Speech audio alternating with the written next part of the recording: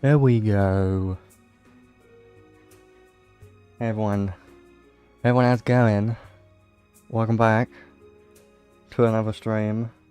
Finally started. For some reason it took its time starting this stream. I don't know. I've been here waiting for the damn thing to start playing on YouTube for some reason. Is it behind, like, very slow for some reason? I don't know. Anyway, it might be like a couple seconds, like 20 seconds behind or something, or maybe not. Maybe it's fine.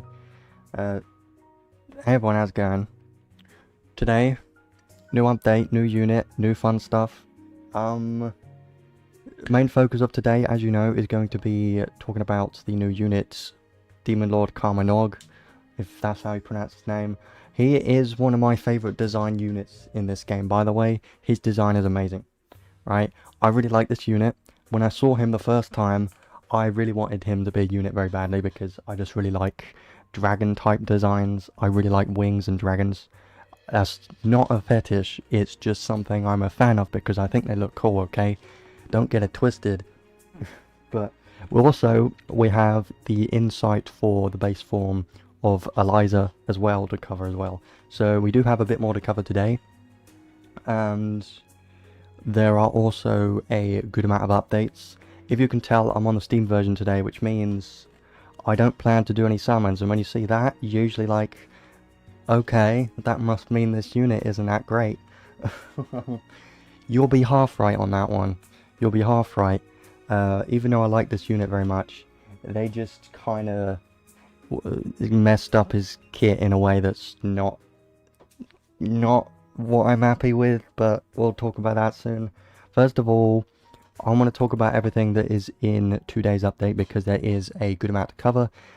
We just had the Brave Frontier collab that ended, and now we have a normal event, but this event does have, well, this update does have a good amount of things that they've added, so this is like a bigger update than we would normally get in this game. So if you were a newer player during the Brave Frontier collab, don't expect these types of updates very often because they don't come around that often with main story updates and stuff like that. So let's go to the maintenance notice. I'll make sure that I have the thing open. I just got to show the screen.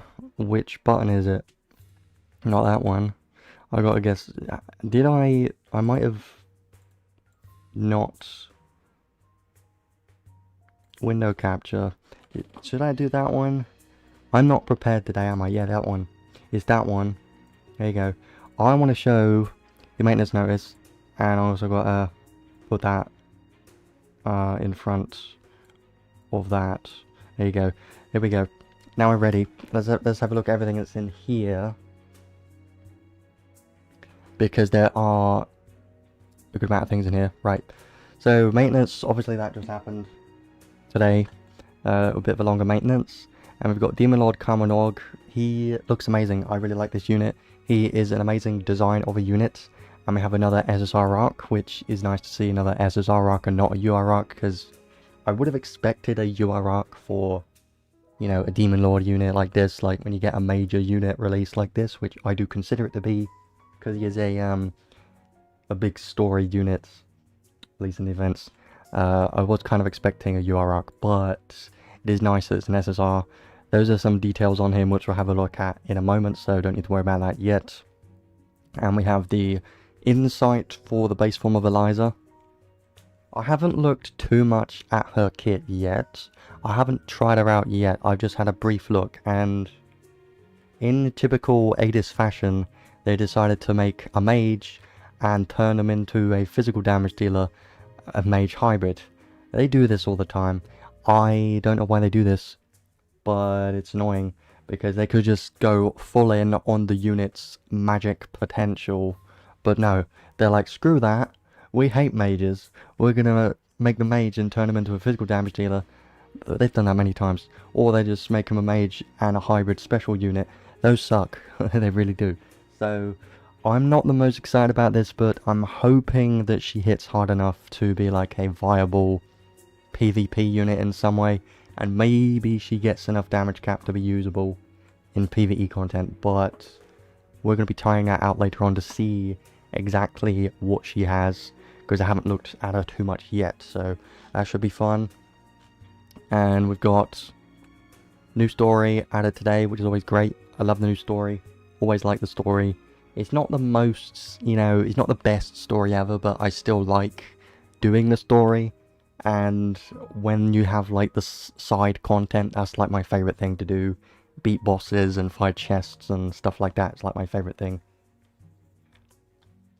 I did literally just finish the previous story like yesterday at night time, which would have been like maybe just over 12 hours ago at this point. So yeah, I finished the last one literally not that long ago.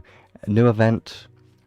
I'm hoping they show some like new units that is going to be released in episode 5 maybe. I don't know how many episodes they're going to be. I know there's Kaina or whatever her name is. She is a character that people are looking forward to potentially, because she could maybe be a support unit. That's what people are assuming. We don't have any information on it, but people are assuming that that could be the next Great War of Theodemonium unit, which could be nice. But I'm also hoping that maybe in this event they show some newer units we haven't seen yet, because that could be cool, and those could be potential new units in the future, who knows. If you think about it, from these events we've only had, well, we've had more Demon Lord units than God units from these events. So I would expect the next one to be a God unit, but there is a Demon Lord Kaina that she hasn't been out yet, so she might be next. Unless there's like, is Yalba, who whatever, that could be a character, but I don't know everything to do with the story because it gets a bit confusing sometimes. Unit has play quests. Histomia's got a new boss, which is Lily. Gotta love Lily. Lily's Histomia accessory is a magic damage accessory, which should have some extra casting speed on it. So this will be a very strong accessory because they're all very strong. But this one in particular looks like it's going to be for mages, like every single mage. So it is going to be recommended to do this when you have time, because this is going to be one of the best accessories in the game, like all the other ones are as well.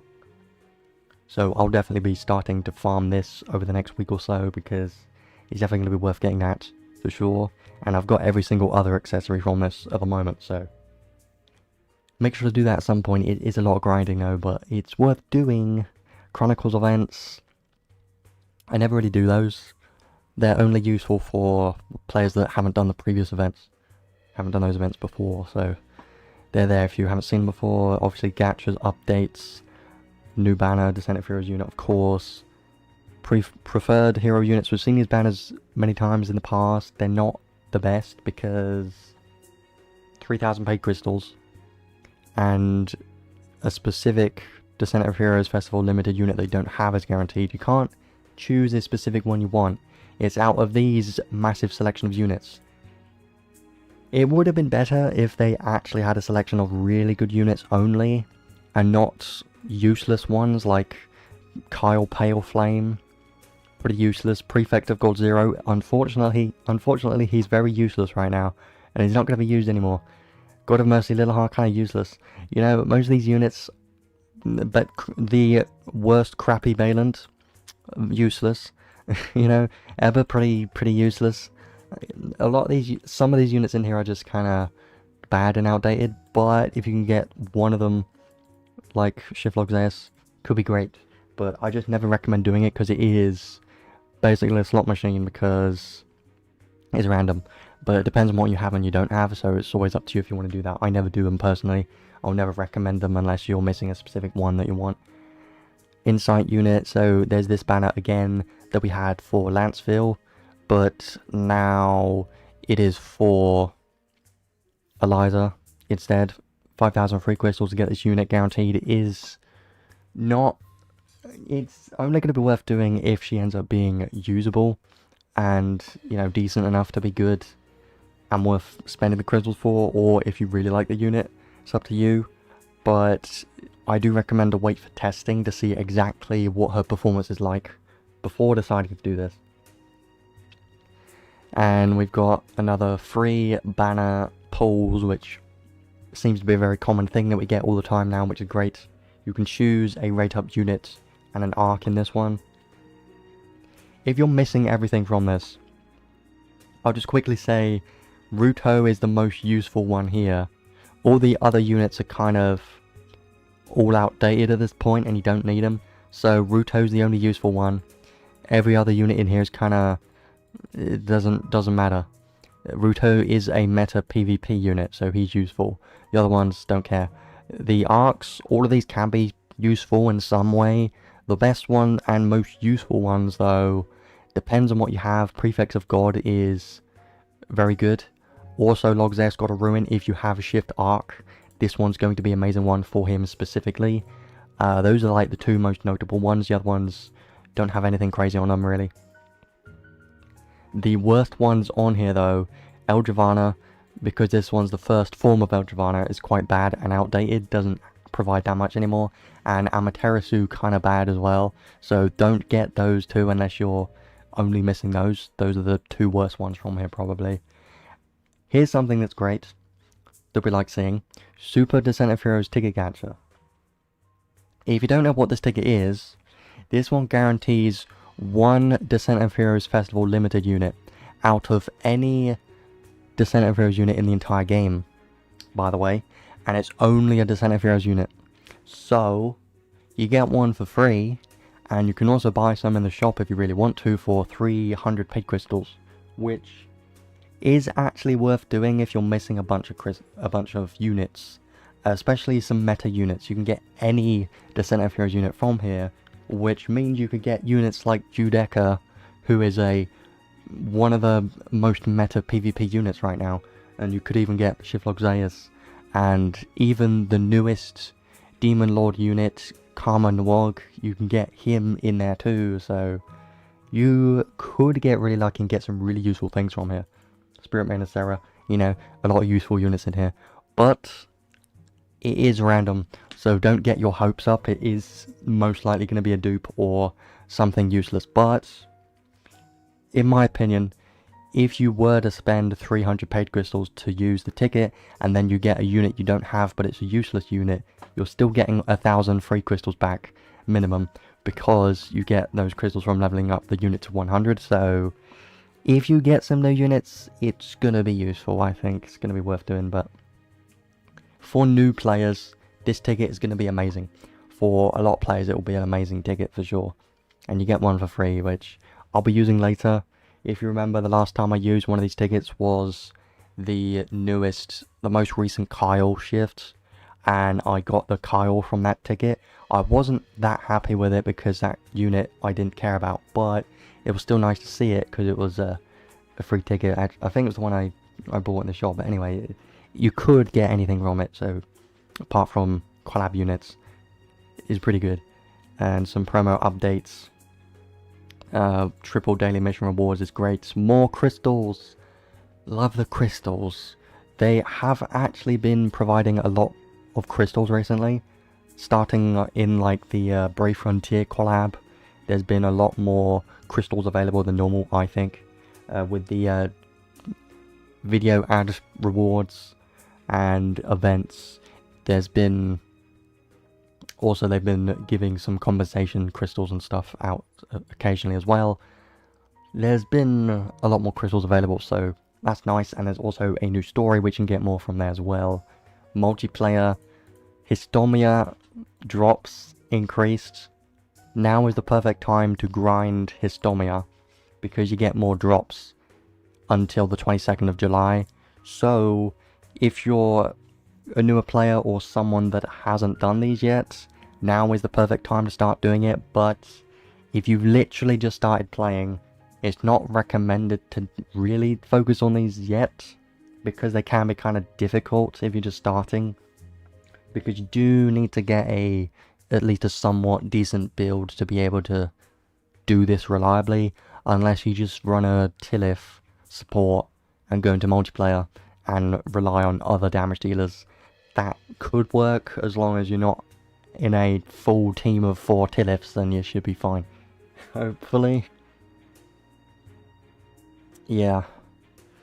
So I'm definitely going to be grinding the new Lily Histomia stage in the next few weeks before this is gone, because now is the great time to do that. More multiplayer coins. It would have been nice if they reset the multiplayer crystals first time rewards as well, but that was not long ago, so I wasn't expecting that.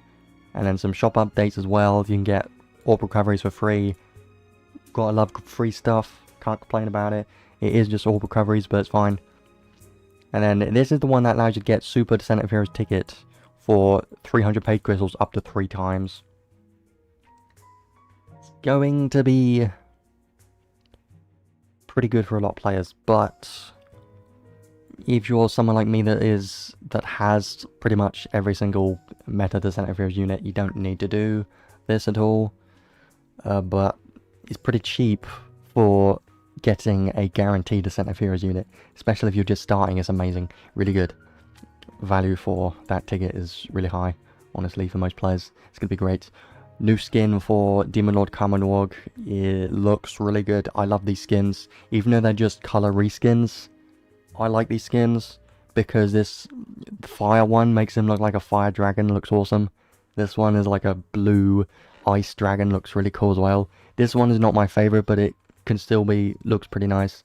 I just like these two color ones. Like the red one's my favorite one. I really like that color.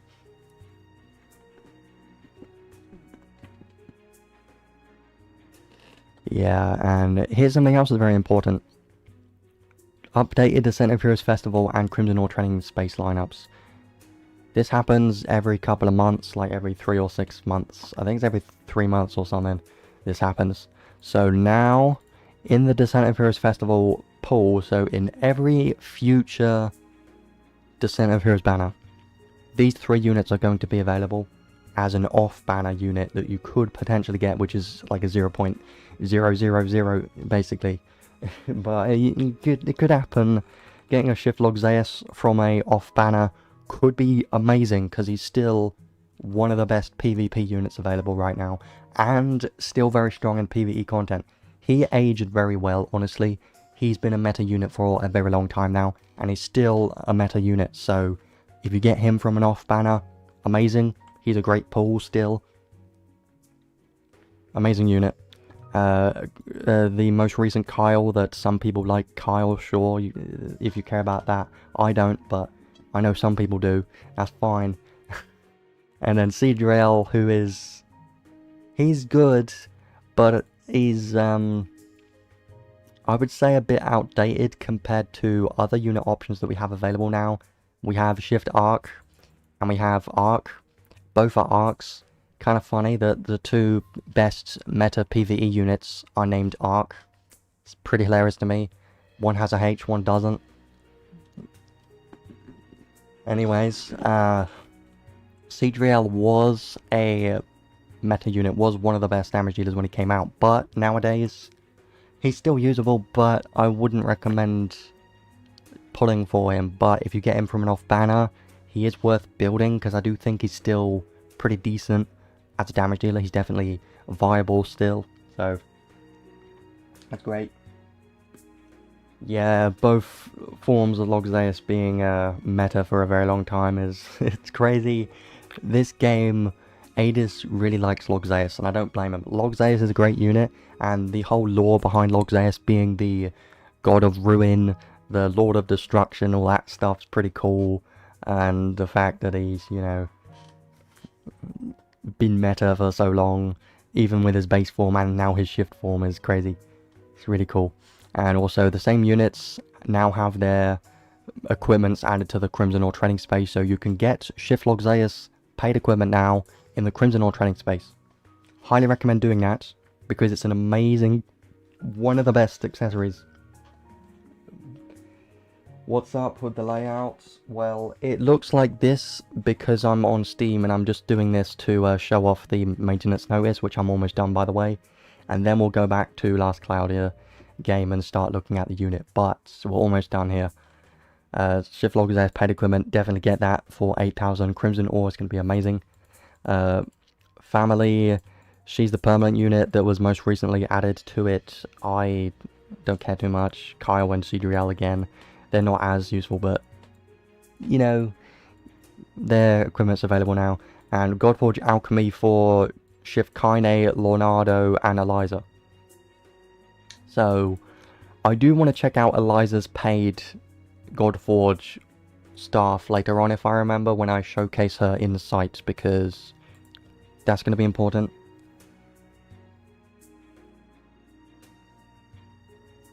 Yeah, well, being full screen's fine. I want it to be full screen anyway, because I'm showing the maintenance notice anyways, so you can see it better. It's fine.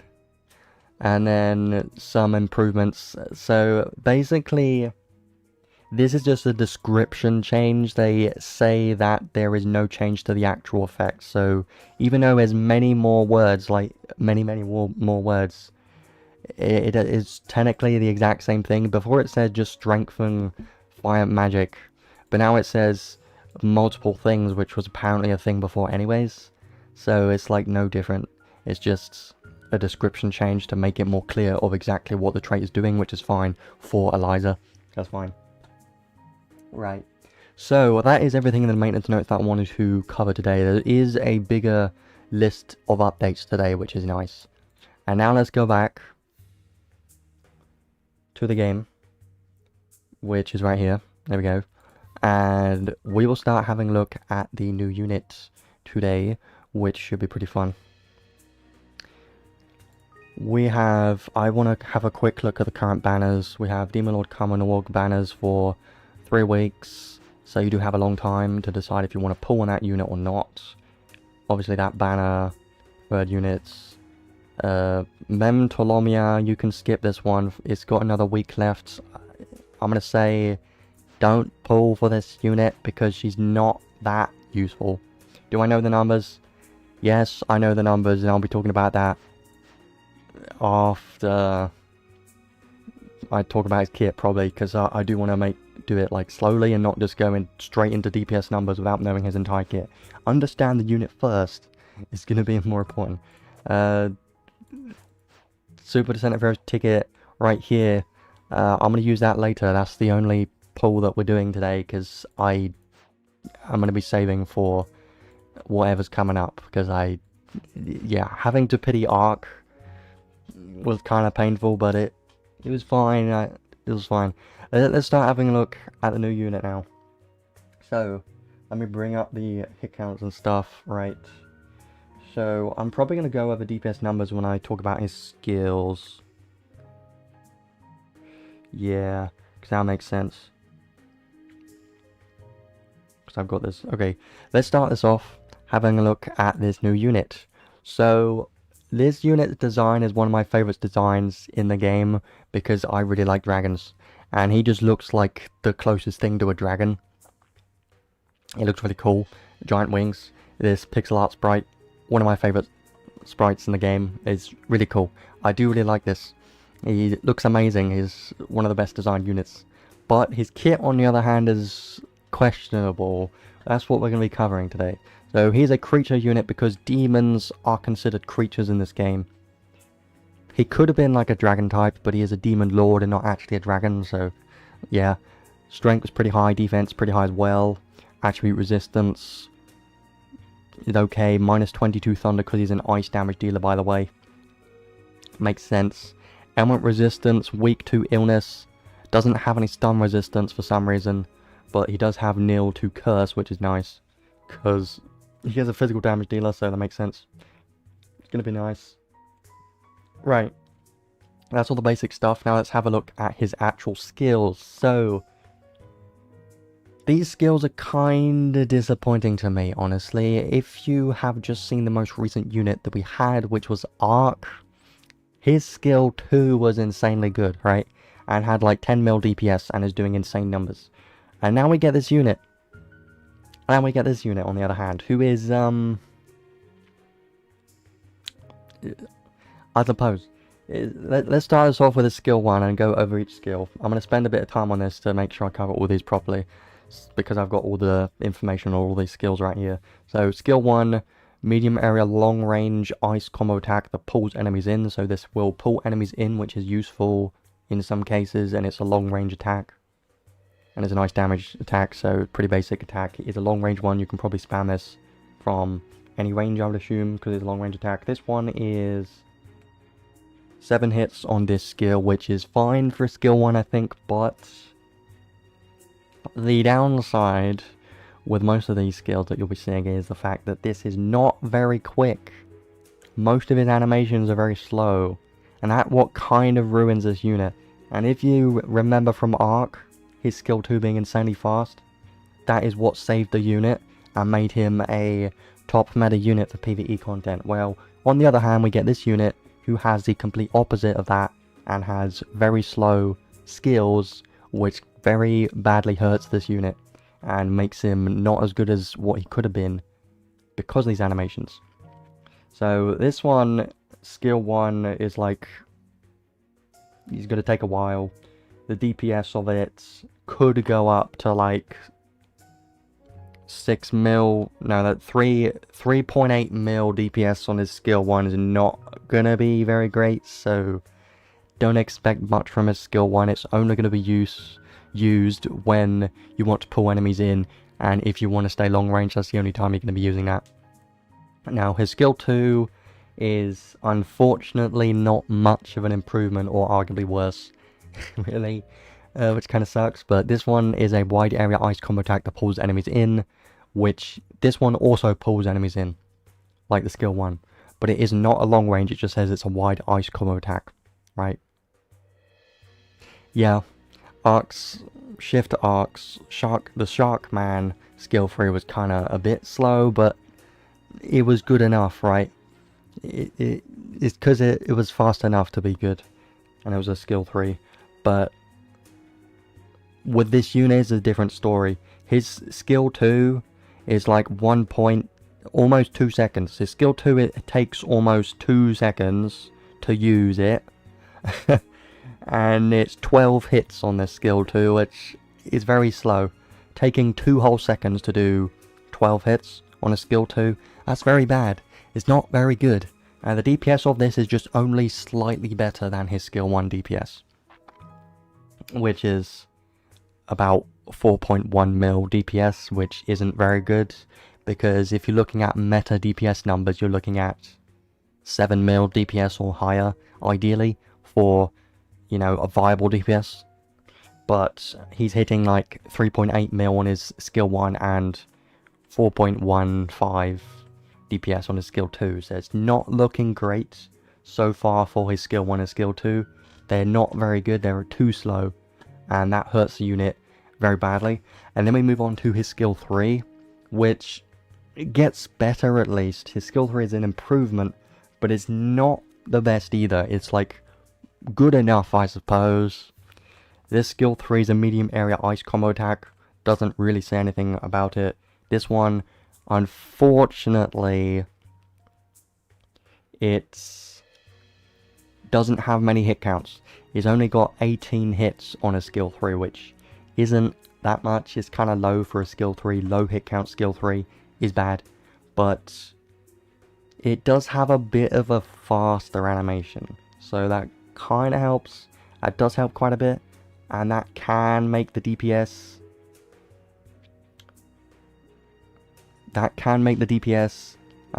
better.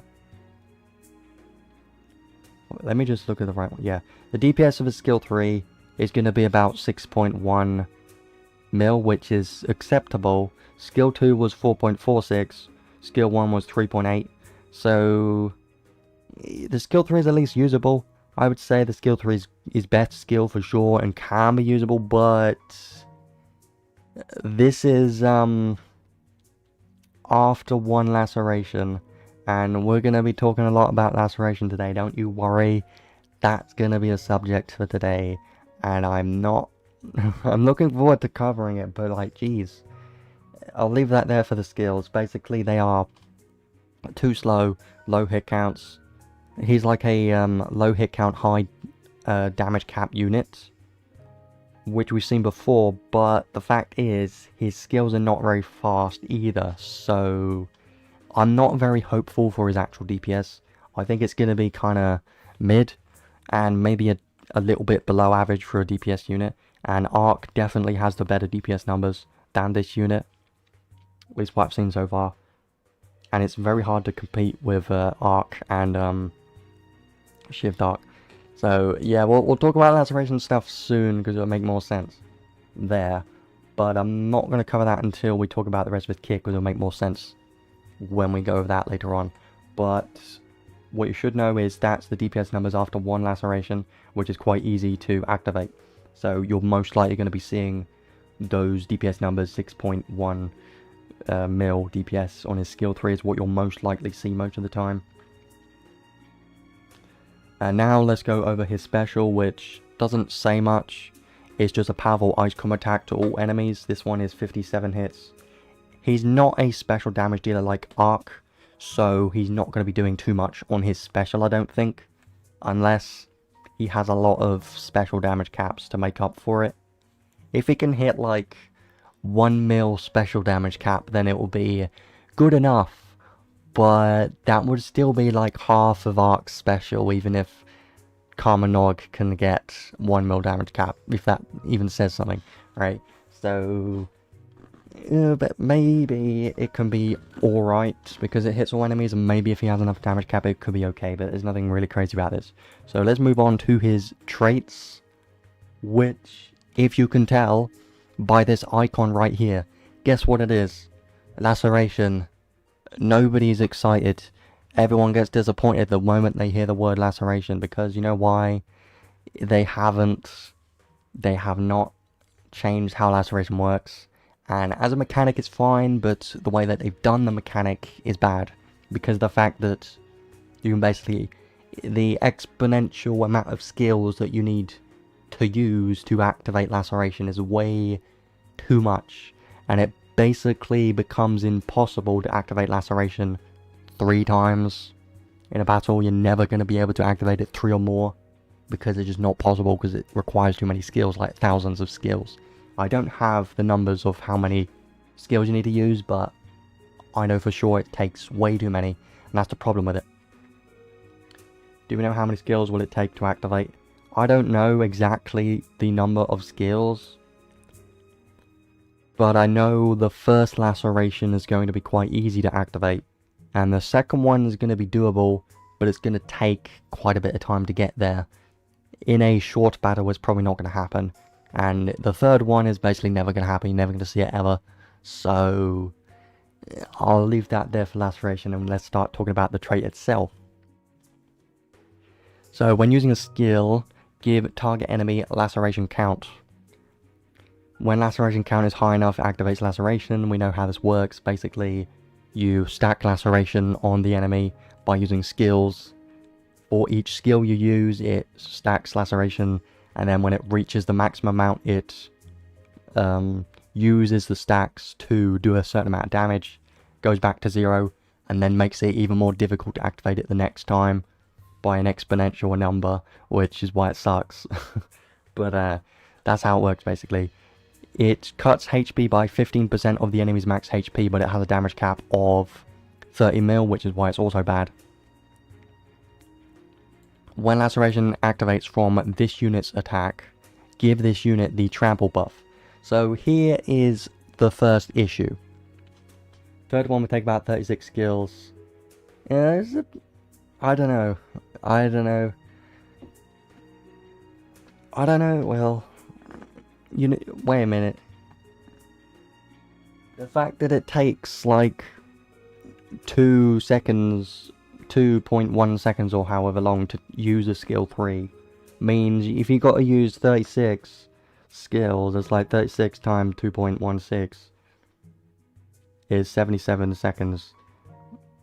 I mean, if it was 36 sounds like it's not that much. I don't think it's 36, but I don't have the exact number, so I can't say, but yeah, that's maybe.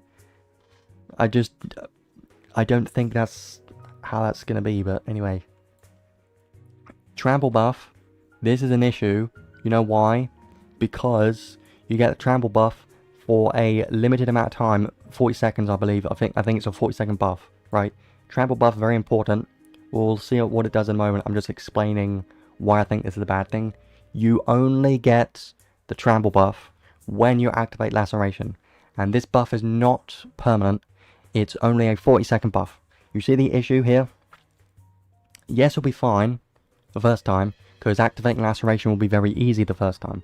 But the second time it's even more difficult, and then the third time is basically impossible. So in very long fights that take like maybe a couple minutes, you're not going to be able to have permanent uptime of the trample buff, because it just won't be, you won't be able to activate laceration.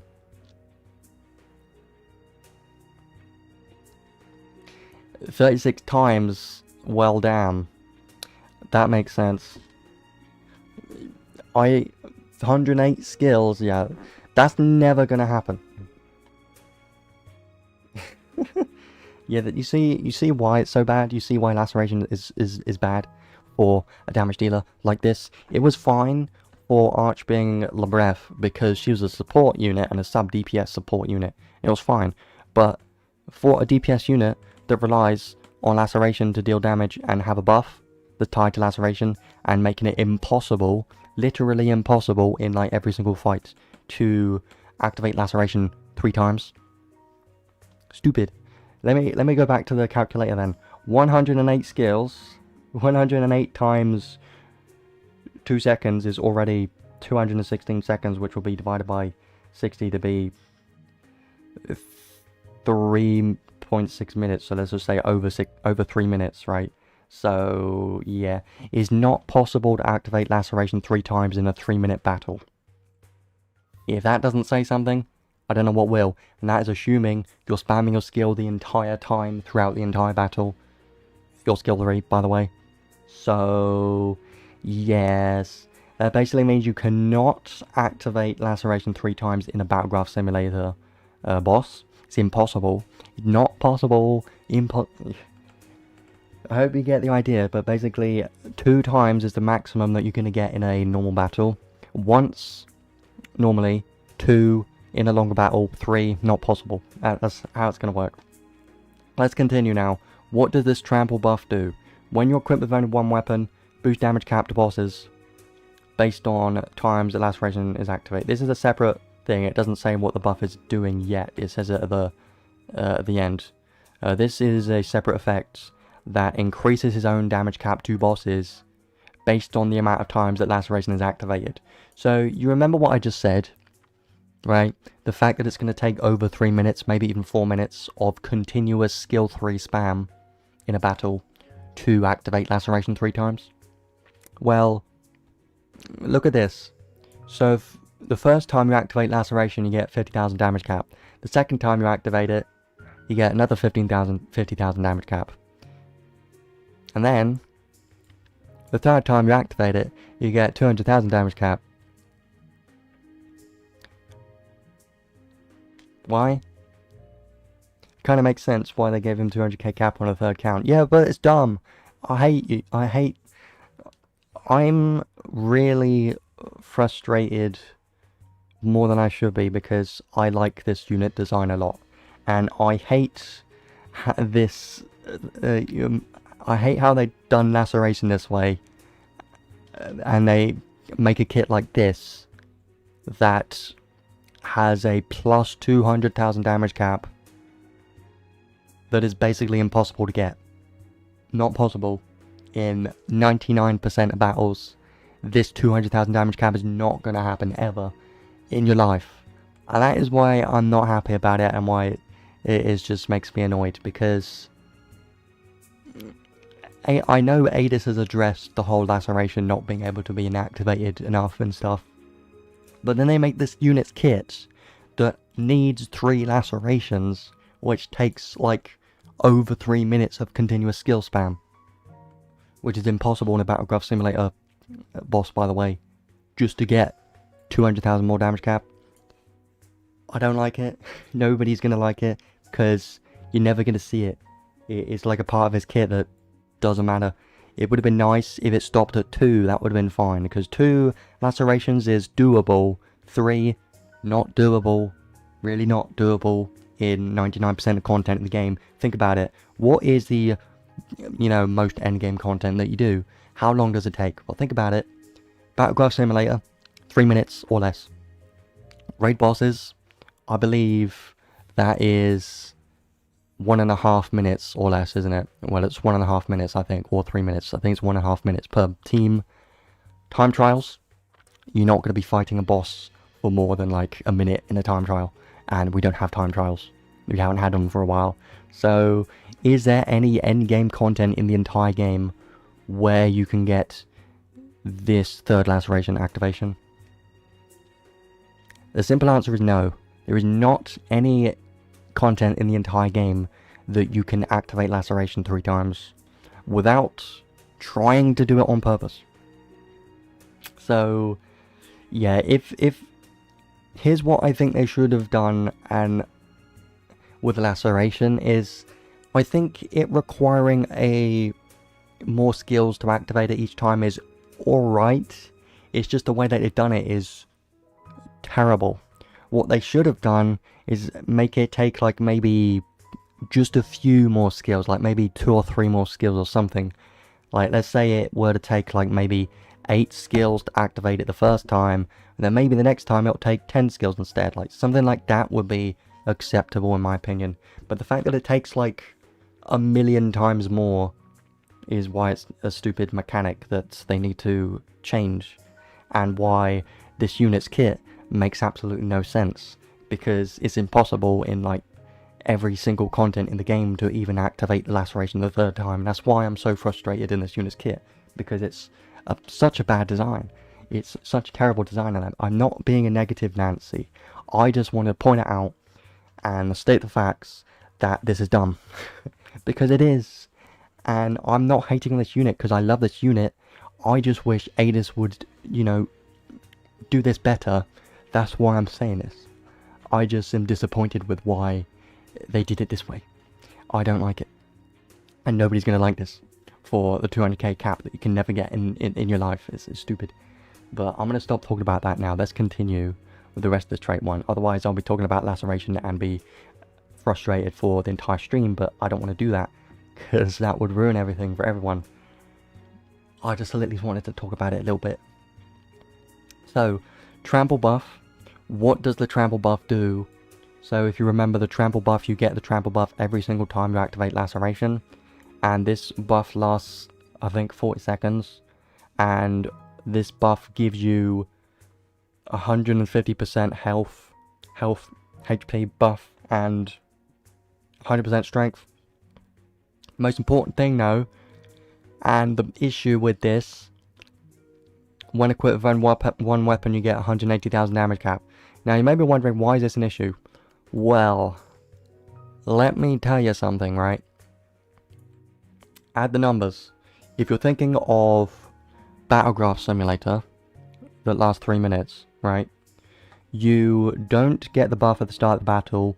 You only get the buff after the first laceration activation, right? So after the first activation you get the buff for 40 seconds. Fine, sure, that's great. That's going to be great. The second time, if you manage to activate it the second time, then great, you get another 40 seconds. Now what? Now what happens? You don't get another 40 seconds because you can't activate it 3 times in a Battleground Simulator boss. So you get a maximum of 80 seconds of this buff. You see the issue that I'm trying to get at? Is you only get a maximum of 80 seconds uptime in a Battleground Simulator boss stage. And that's not enough. That's not enough time. Because the rest of that time, you'll be missing 180,000 damage cap and 100% strength, which is very important for this unit. So that's the biggest issue, is if you're in any sort of stage that lasts 3 minutes, or like longer than 2 minutes, then it's probably not gonna be that good, because it's a anti-synergy. Think about it. It's kind of dumb if you think about it. This buff only lasting 40 seconds. He needs to be... I can't get my head around this. The fact that they want you to be in longer battles to activate laceration more times. But if you're in longer battles, you won't have your trample buff active. It's like an it contradicts itself, you know. It's like an issue that this buff can't be extended. I don't, it might, because it activates the buff to give the unit the buff, so you could probably give buff extensions, and I would assume that would work, but I believe the base is 40 seconds, so I'm just going based off that. You should be able to extend it a little bit, because it, you know, unit activates. You should be able to extend it, but it's not going to really change too much, because you're never going to be able to get 3 minutes of this buff in a Battleground Simulator boss, or maybe even 2 minutes, because like 80 seconds is a minute and 20 seconds. That's not even half the time of a Battleground Simulator boss. That's not even... I just don't like this trait. Is the worst thing about this unit's kit is this trait one, because it's just badly designed. The fact that the trample buff lasts 40 seconds, and you got to activate laceration, but it's not possible after the second time, and you want to be in longer battles to activate more laceration, but if you're in the battle too long, then you're not going to have your trample buff, and then you're going to get screwed because you're missing out on all that strength and the damage cap. Yeah, so he gets more DPS, more damage cap the longer that you're in the battle, but after the second activation and after the second time the trample buff is gone, your DPS falls off a cliff, because you're missing the 180,000 damage cap and the 100% strength, which can help you hit your damage cap. It doesn't sound good to me, because 50,000 damage cap doesn't make up for the 180,000. But yeah, I don't like this trait one, because it's just very badly designed. When you understand how laceration works, it's not a very good trait. I like the trample buff, and I like the damage caps, but the issue with the trait is the fact that laceration as a mechanic isn't very good, and you can only activate it a maximum of 2 times in like basically every single content in the game. So yeah, it's frustrating. Let's move on to his trait 2 next. When equipped with only one weapon, ice damage 40% and damage cap 180,000, so even more damage cap. This unit is going to have one of the highest damage caps in the game, which is going to be fun for sure, but does that mean anything when the DPS isn't as good as any of the Ark units? Probably not.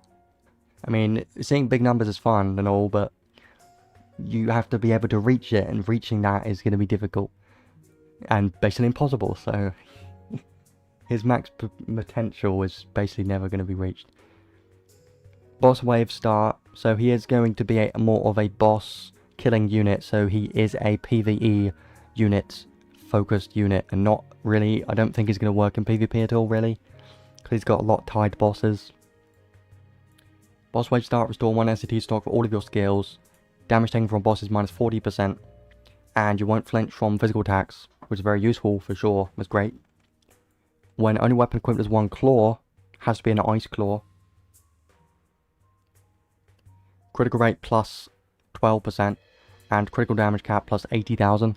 So the critical rate is very good, because 12% crit rate is going to be very useful, because it's a stackable crit rate effect that you can stack with every single other critical buff in the game. So he can get a good amount of crit rate for sure. That's going to be great. But it's not 100%.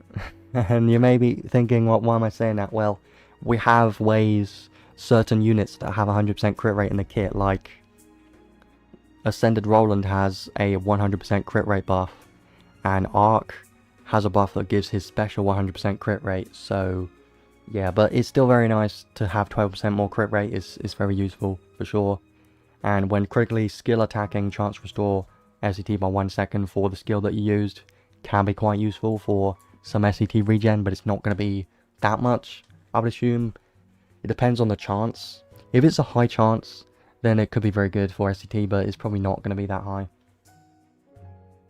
Yeah, so with the calculations, he can reach above 1 million damage cap, but you're not gonna. because it's never gonna happen. That's not gonna happen. There ain't gonna be any laceration at that point. So, yes, possible, but actually not possible. So the unit has it in the kit, but it's just not available, and you can't actually do it. So yes, the potential that is there, but it's just not actually possible. So, you know, but you could put on arc skills and stuff to maybe make him reach 1,000,000 damage cap, and that could be fun. Having 1,000,000 damage cap, it would actually be quite good. But when you have to do all that work just to get, you know, more acceptable DPS numbers, is it worth it when you could just put in a arc, spam your skill 2, and you've already reached those DPS numbers that you would have had to do a bunch of preparation and stuff for Karma Nuggets. So yeah, it's, you know, not the best, but these traits, the trait 2 is good. I think the trait 2 is good, but the trait 1, I don't like it. And there is something I want to mention really quickly.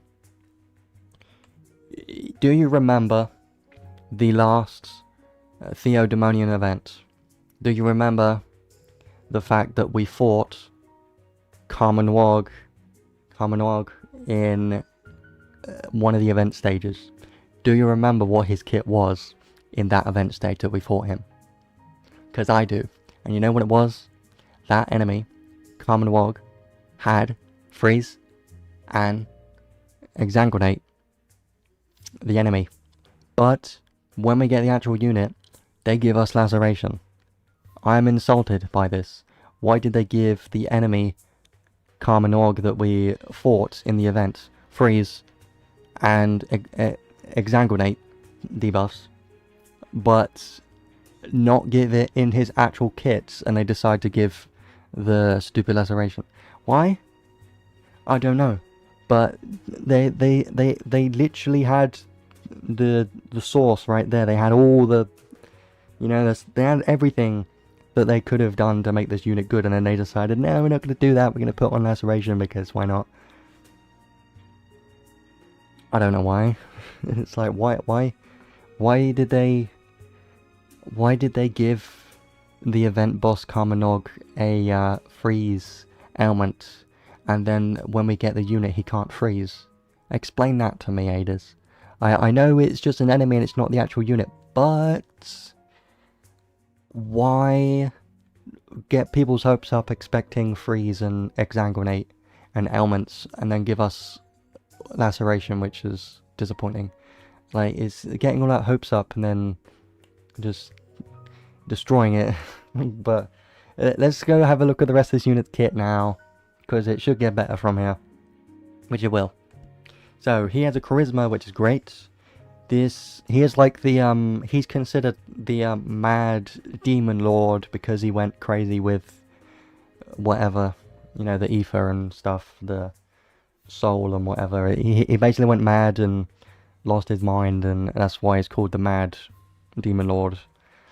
So he has a charisma that all allies ice damage 35% and damage cap 12,000. It should have been just like an ice high charisma or something.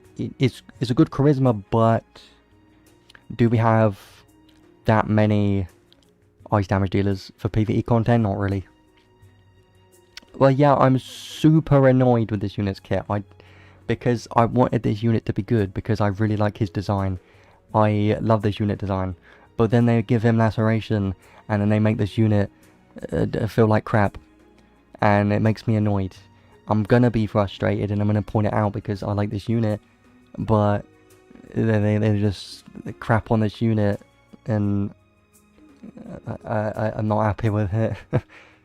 But he's not gonna be terrible. I'll say that he's not terrible. He's just not gonna be a meta unit, but he's still usable. So at least there's that he's usable. But you know, there's no point.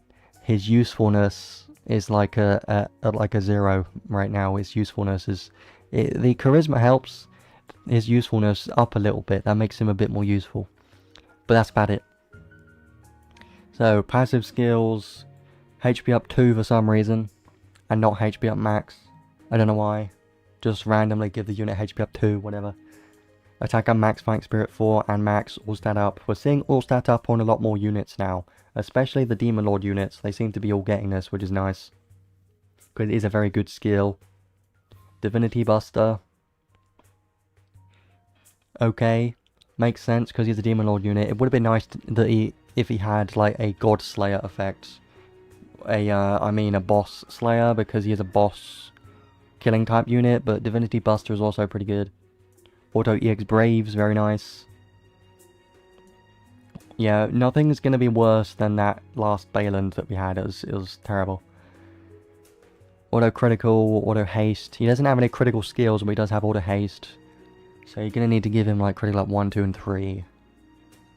Awaken 2, Ice Drive, Ice Attack Raise 2 and 5, Ice Enhance. Ice Critical Raise, Evil Absorption. Diabolos is basically piercing, but also can apply to attribute resistance. It's a pretty nice skill. Favoured Sword. Then we get a bunch of claw boost skills, so you are required to use a Ice Claw, single wield Ice Claw, and we don't have many. I think we have a couple of them, we have a few, but there's not that many, so you're going to be limited on weapon options, like super limited, because you have to literally use an Ice Claw, because of his trait 2 requiring an Ice Claw specifically, giving you a crit rate and critical damage cap. It's going to be quite significant. And also all of these claw boosts, two-handed claw boost 4. Yeah, the Arky reward is going to be good for sure, which we'll have a look at in a moment. Claw high boost, giga boost, armor giga boost, special boost 3, giant killing 5, ambition, rapid recovery, and then we get on to his new skills. More laceration stuff, hooray. But the rest of the effect is pretty good. Laceration counts plus 600% whenever using a skill on the same target enemy. Boosts skill damage cap. So after you used 5 skills or more on the same target enemy, you get 100,000 damage cap. I think that's pretty good. I think that's pretty nice, especially for bosses in particular. It's going to be very nice. So I do like that one. And the next skill, special damage 120%, damage 35% and damage cap, plus 40,000 to enemies near death. Only enemies near death? Well, it's something, I suppose. If you're up against a boss that's near death, they usually get a bit more tanky and get like a very strong defense buff sometimes, so that can be useful, I suppose.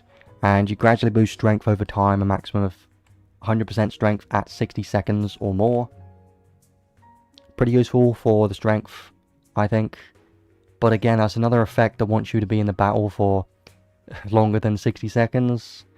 It's like, they want you to be in the battle for 60 seconds, but you can't be in there longer than like 2 minutes, because otherwise you're going to run out of his buff and you won't be able to inflict laceration, and then his DPS goes down a cliff, and, you know, there's probably a sweet spot in there somewhere, but it is useful. The next one, battle start, give all enemies a strength and defense minus 50% debuff for 12 seconds. That could be useful, for sure, going to be very nice. When physically attacking, boost damage and damage cap based on the closeness of the enemy. So, maximum 30% damage and 20,000 damage cap based on the closeness of the enemy. But you have a long range skill 1 for some reason. So, okay, sure, why not? You're not really going to want to be spamming that then. I mean, you're going to be losing on the damage cap, that's the biggest thing, right? His skill 1 is lowest DPS skill anyway, so you're not going to be using that for DPS. But, yeah, they basically don't want you to use his skill 1, like, ever, pretty much, because he's going to be losing out on damage and damage cap that way, and his lowest is DPS skill, so not great. But, when you're using your skill 2 and skill 3, it's going to be useful, so yeah, it's going to be nice. It's just the skill 1 that it's not that great for, really. And the next one, battle start, continuous. you get an auto cast Shadow Wall 2, so it's not continuous, it's just auto cast Shadow Wall 2, so that would mean it gives everyone in the team Shadow Wall 2 buff at the start of the battle, which is going to be quite nice, for sure. Here's something that's interesting. Physical damage taken, minus 70%. Chance to cut damage effects by 1% when you're taking physical damage. This effect right here, having 70% damage mitigation, that by itself is pretty strong. Now, in the perfect world where they didn't make him a laceration unit, and they didn't make him a boss killing unit, he could have been a PvP unit. Now, I know I'm not the biggest fan of PvP units, but when you see an effect like this, you can't help but think, what if he could be used in PvP? Well, with his current kit, no. But with this skill, it's pretty good, but this by itself isn't going to be enough to make him like a tank or anything, but it's still very, very useful for PvE content as well. Can be quite tanky with that, so that's going to be nice. And then we get on to his 6 enhanced skills down here. Non-basic stats, ailment resistance +1, so all the rage and stun resistance is going to get, well, freeze, rage, all the other ones, +1 resistance. Damage taken from human type and spirit type enemies, -30%. I don't know why it's human and spirit types, it's a bit weird. Doesn't make too much sense considering it should be god types, but oh well. Nullify strength, defense, intelligence, and mind debuffs from active skills. Can be nice. Eliminator. Sounds very menacing. Continuously cut HP, but increase physical damage and special damage cap by 100,000 because he's going to be single build all the time, which is nice. You're never going to use it in PvP, but PvE, more damage cap's going to be great. Damage mitigation -15%, critical damage cap, ice damage and damage cap when you have an ice weapon, and then the stupid laceration skills, more laceration count, and more giant number, which doesn't matter because it's not going to really matter. So that's his kit, and as you can tell, I'm not the most excited about it because the kit is all over the place. It's just, yeah, what they should have done is not released any stupid laceration units until they fix the mechanic itself, because currently the mechanic itself is designed so poorly. This unit's kit could have been quite good if laceration itself was polished and made easier to activate multiple times. And the issue isn't the unit, it's the fact the laceration is a problem, and the fact that you can't activate it more than 2 times in a battle, and it requires too many skills. That's the biggest issue. If he could activate laceration once every like 10 skills, for instance, it would be very good, because that would be like on average like 1 laceration every 20 seconds, something like that, per skill 3. It would be, you know, that would be acceptable, that would be pretty good. But the issue is laceration itself sucks, because you can't activate laceration 3 times because it's not possible in 3 minutes. But enough about laceration. It's difficult to not talk about laceration because it's such a big part of this unit's kit, and that's the issue. This unit could have been very good, but if laceration was actually a better mechanic. So this unit had some potential to be great, because he does have, you know, some high potential, honestly. If you can inflict laceration enough times, like 3 times, his DPS becomes pretty decent, like 10 mil up to, well, he gets like 8+ mil DPS on his skill 3 after 3 activations, and can be even higher, like up to 9 mil DPS too, which is great. But if you go back to reality, the fact is you can't do that because it's not possible. But if it was possible, he could have been an amazing unit. That was the thing, is there was potential here with this unit, and I think the kit itself is fine, but they just need to rework Laceration, or at least adjust how many skills it requires to activate Laceration more than once, because at the current time of this unit's release, Laceration is not very good. The only time it's good is on Archbeing Lebref. On her it's fine, because she has such insane supportive buffs in her kit, and activating Laceration like once or twice is doable, and that's fine for Archbeing Lebref, because she can inflict her debuff at the start, and then after the first activation, and then after the second activation if it happens. And she's better for like shorter battles, right? But for this unit that wants to be in longer battles, with the current way that Laceration works, is just not going to be very good. So unfortunately this unit is let down by the Laceration mechanic again. It's not the first time we've seen that, but nothing we can do about that, and just wait. They really should not have released a Laceration unit at this time, because it's just not good.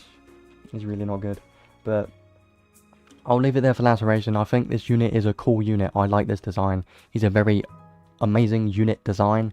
I like him, but let down by Laceration. His kit isn't... He could be good, it's just Laceration is what his biggest letdown is. Now let's have a look at his Ark next. This one is an SSR Ark, so you could get it from any current banner that's going on and any future banner as well. Critical rate is reduced by 10%, but increase your defense by 30%. I don't know about you, but if you ask me, losing 10% critical rate is not worth the extra 30% defense that you're getting. It's just not worth it. Unless you're a tank, that doesn't matter about crit rate, but if you're a damage dealer, it's just not worth it.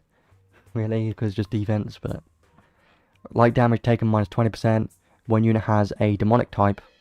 Skill and magic attack damage taken from god types minus 30%. Hello, Logzaeus. This seems like an arc that's meant to help survive Logzaeus, which it might a bit, yeah, for sure, but is it enough? No, it's not. But it is still pretty decent for a tank against a light demonic or god type unit, right? Yeah, so if unit is a demonic type, you take less damage from god types. So if you're fighting a god type light damage dealer and you're a demon type unit, which is very specific by the way, then you will get a lot of damage mitigation against that enemy, but you'll also be losing 10% crit rates. So yeah, I think it's interesting, but I don't see myself using it personally. Maybe on a tank, but even then probably not, because it's just too specific. Learnable skills, defense plus for 2 SC. I don't know, I mean, it's the first time we've seen defense plus at least. 2 SC, 100 defense, I don't know if that's worth using, but it is something I suppose. Dark weak point boost, dark attribute weakness damage plus 10%. This really should be less than 4 SC. I feel like it should be 3 SC or 2 SC. If it's 2 or 3, I feel like that'd be worth it. But the fact that it's 4 SC, which is the same as a dark drive skill, by the way. A dark drive skill gives you a flat 10% physical and special damage boost. I suppose the reason why it's 4 SC is because it's any dark weakness damage, so it can apply to any dark damage. I suppose that's alright. Bird Saber, Special Shield 2, Sorcerer Shield 2. Nothing crazy for learnable skills. They're not bad either. Nothing that really stands out to me, and then you get the Arkeef reward, which is obviously made for the unit. Because it's an Ice Claw, Ice physical damage cap, and Ice critical rate. This one's going to be very good. If you get this Ark and the unit, this Claw is going to be a very strong Claw for Karma-Noug, because crit rate, very useful for that unit, and more damage cap. It's going to be quite nice. It doesn't give you any damage, but it gives you, you know, some really useful effects that you need for more DPS potential, which is crit rate, which will help with like Icy Guardian builds and more damage cap, so it's quite nice. I think it's an okay arc, but it is just an SSR arc. It doesn't have anything crazy on it. I think the arcade forward is probably the most useful thing about it. The notable skills are okay, but probably nothing I would consider using. Maybe Bird Saber against like a bird type boss. That's about it. Defense plus, maybe if you want to maximize your defense, but I don't think so. Sorcerer Shield 2 could maybe be useful if you don't. I think it's the first time I've seen that, so yeah, nothing crazy about that arc really. That's everything in that banner. Now I want to have a look at his paid equipment next, because he does have 2 paid equipments. And as you can tell, as you can guess, both of these equipments are about laceration. Of course they are, because of course they would do that. So, Ice Claw, when equipped with only 1 weapon, ice damage 35%, ice damage cap, 2 bosses plus 8,000. That's great. That's amazing. But that's when the good things stop, and then it gets useless. When laceration activates on the target that has a unit given laceration count, HP cut, cap, plus 5 million. Why? Why? Why? It just gives you 5 million more cap to your laceration, which is, you know, 5 million is a big number, but for laceration it's not. It's really not, because it just is not really going to help that much. Because you have units like Ark doing 100 mil special damage in one special, right? And then you have 5 mil laceration that you can only ever activate like once or twice in a battle. It's not that good. I would consider this effect to be basically nothing, and the only reason you would get this claw is just for the ice damage and damage cap. That's it, because the laceration damage cap is literally just pretty much useless. And then he has an armor as well. Laceration count plus 100%. Physical magic and special damage taken minus 25%. And 20% strength. So I think this one is a bit more useful than the weapon, honestly. I mean, this one is good, but if you get the arc, you could just use that instead. And I think there's some other ice claws as well, maybe. I do want to have a look at those soon. But I would consider maybe the armor to be a bit more useful, because the laceration count, strength. But they're both not that great, because they both give laceration things, which are kind of useless because laceration sucks. So I would just recommend to skip both of these, because they're just not that useful and just not worth getting, really. Maybe the claw from the Ark would be slightly better, or just very similar to this. Because of that, this is just not worth getting, because the crit rate on that claw is going to be more useful. I know you do get some damage from this, you don't get any damage from the other one, but yeah, that's why I'd probably recommend the armor. Because you could use a claw from the most recent SSR Ark on his banner. If you have that one, that would be just as good, I think. But just skip those two, because he just is a unit that's not worth getting paid equipments for unless you really want him badly. It's up to you, but I don't recommend getting any of them, because I just don't think it's worth it. Right. So that is everything about the unit for the moment. I'm going to showcase him very soon, but I do want to show some other claw options. Ice Claw,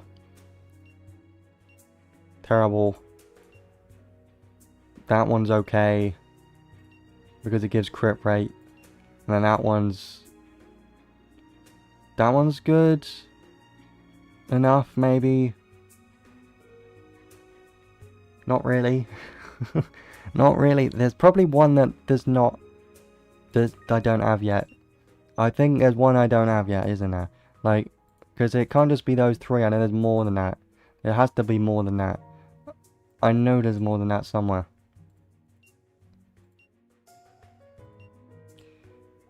Yeah, this one. That's the one I was talking about. This one. This one, when hitting weakness with an ice skill or special, damage 25%, damage cap plus 2,500. This one's pretty good and viable. I don't have it yet because I'm lazy. I could easily make it right now, but you need ice claws, level that up. You get these from one of the side quests, and then you can make this one. Yeah, there's not many options, but this is a free-to-play option. All you got to do is grind it. From you auto farm a side quest that allows you to get this material.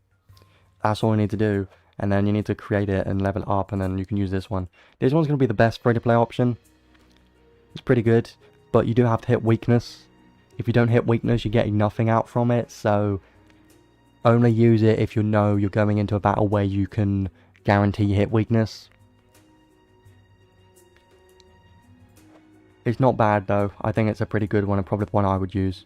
Yeah, and the one with crit rate is very useful, especially with Icy Guardians. Going to be amazing.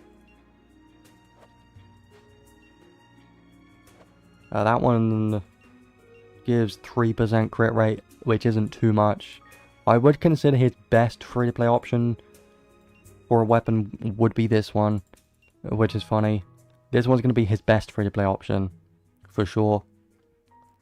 If you manage to get that one eventually, he would like that one. But there's a few options, just not many options. Depends what you have, but yeah, it definitely is going to be better to save. Like, damage caps isn't everything in this game, as you should know. Because you can get certain units that have lower caps, but insanely high DPS. Like Ark. Which I did max him out, by the way. He's amazing. I like using him. He's really good. But yeah, what I want to do now, I suppose I could look over some recommended accessories just to, you know, for anyone that's curious, and armor, because armors, he would want an armor, and there aren't many good armors. I mean, there's a couple.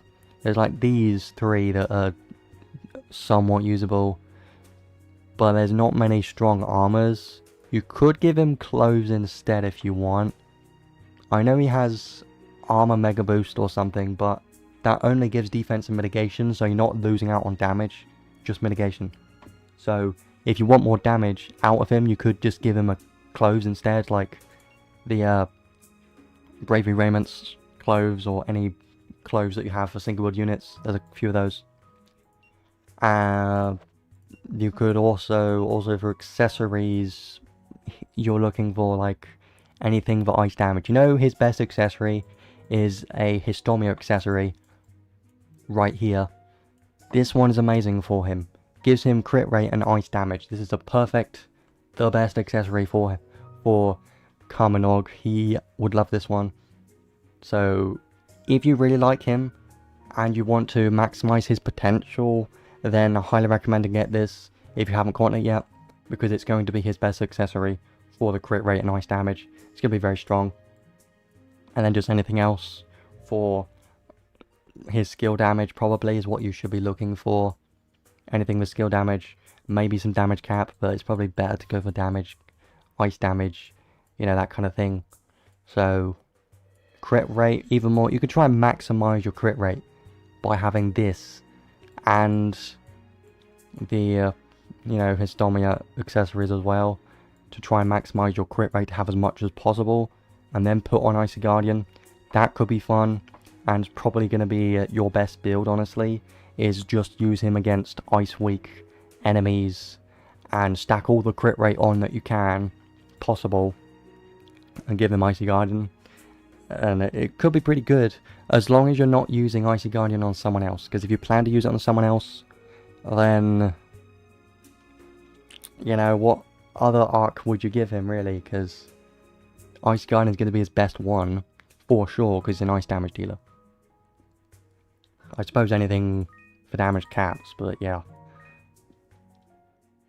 What I'm going to do now, before showcasing him, this would be the point where I would do some summons, but I'm not going to be doing any summons today because I just think this unit is too disappointing and is not useful for my account. So I don't think it's worth spending a single crystal on this banner.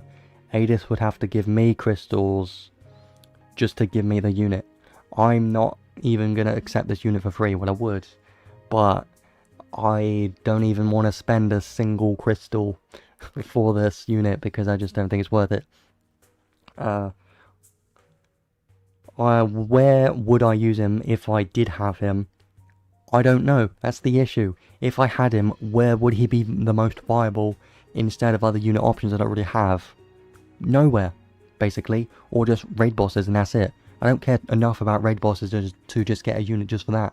So his, value or my current account is basically 0. So that's why I'm going to skip this banner. And that's going to be the same for basically every player. If you have Ark, he's going to be better than this unit. Guess what's funny? A free unit called Vargas is actually going to be better DPS than this unit. The main difference is Vargas requires a god type enemy. That's the difference. So I suppose if you're not against a god type enemy, Karma-Noug's probably going to be better. Get lost. He's probably going to be better. But that's the only situation. Maybe. Will he work in PvP? I think not. But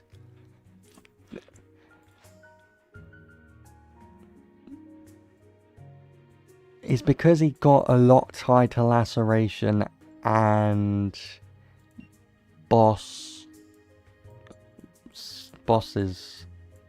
I mean, is he better than the free unit? No. No, he's not. He's not. I think not. But that's if you can reach 2 or 3 lacerations, then Karma-Noug ends up being better at that point, but getting to there is just like not really gonna happen ever. I suppose those two units are kind of similar. I think they have like similar DPS numbers, but Vargas is gonna be slightly better against god types. Well, he's gonna have a lot better DPS. So yeah, I was just looking at like could he work in PvP? I think there's a small chance, but he's gonna rely on crits. Because if you look at what he has in his traits, trait 1, you get absolutely dick diddly nothing from his trait 1 for PvP. Absolutely nothing at all for the trait 1. But trait 2 gives you 40% damage and 12% crit rate and chance for SCT, and that's it.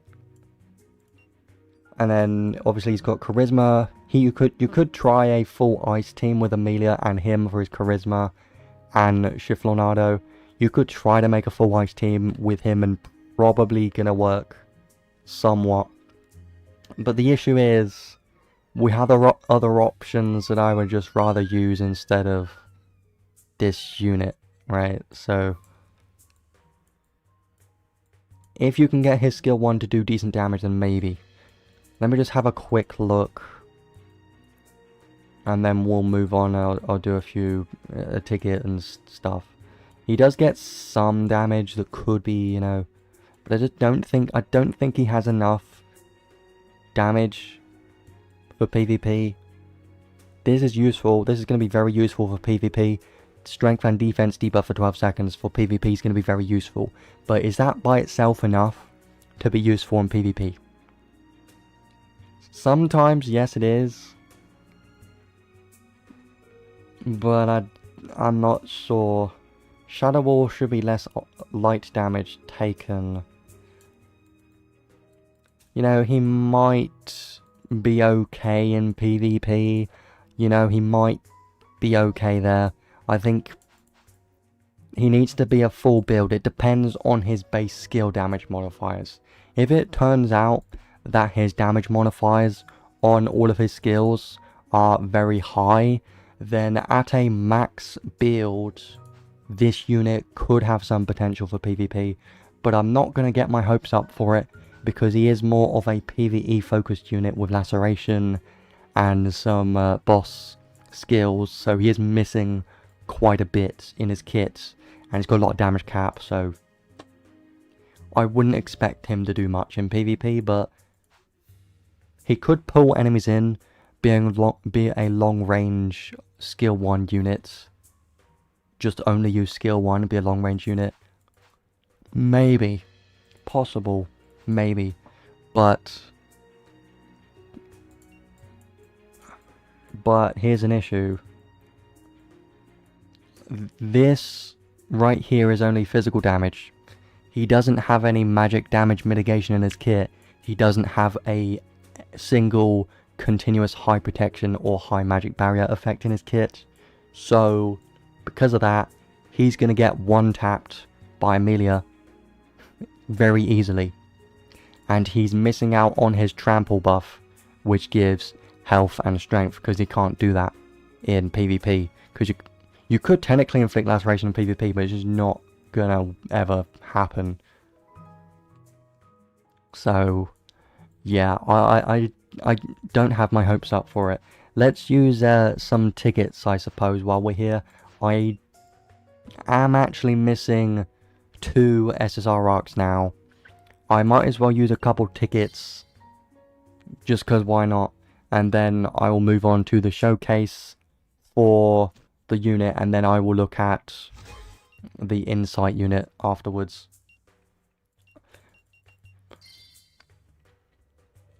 I'm missing 2 SSR Arks, obviously the new one and the previous one, but I just wanted to do a couple of tickets just in case, and then I'll use this will probably be the last one. If I get a red in here, then yeah, there you go, I'll just skip it.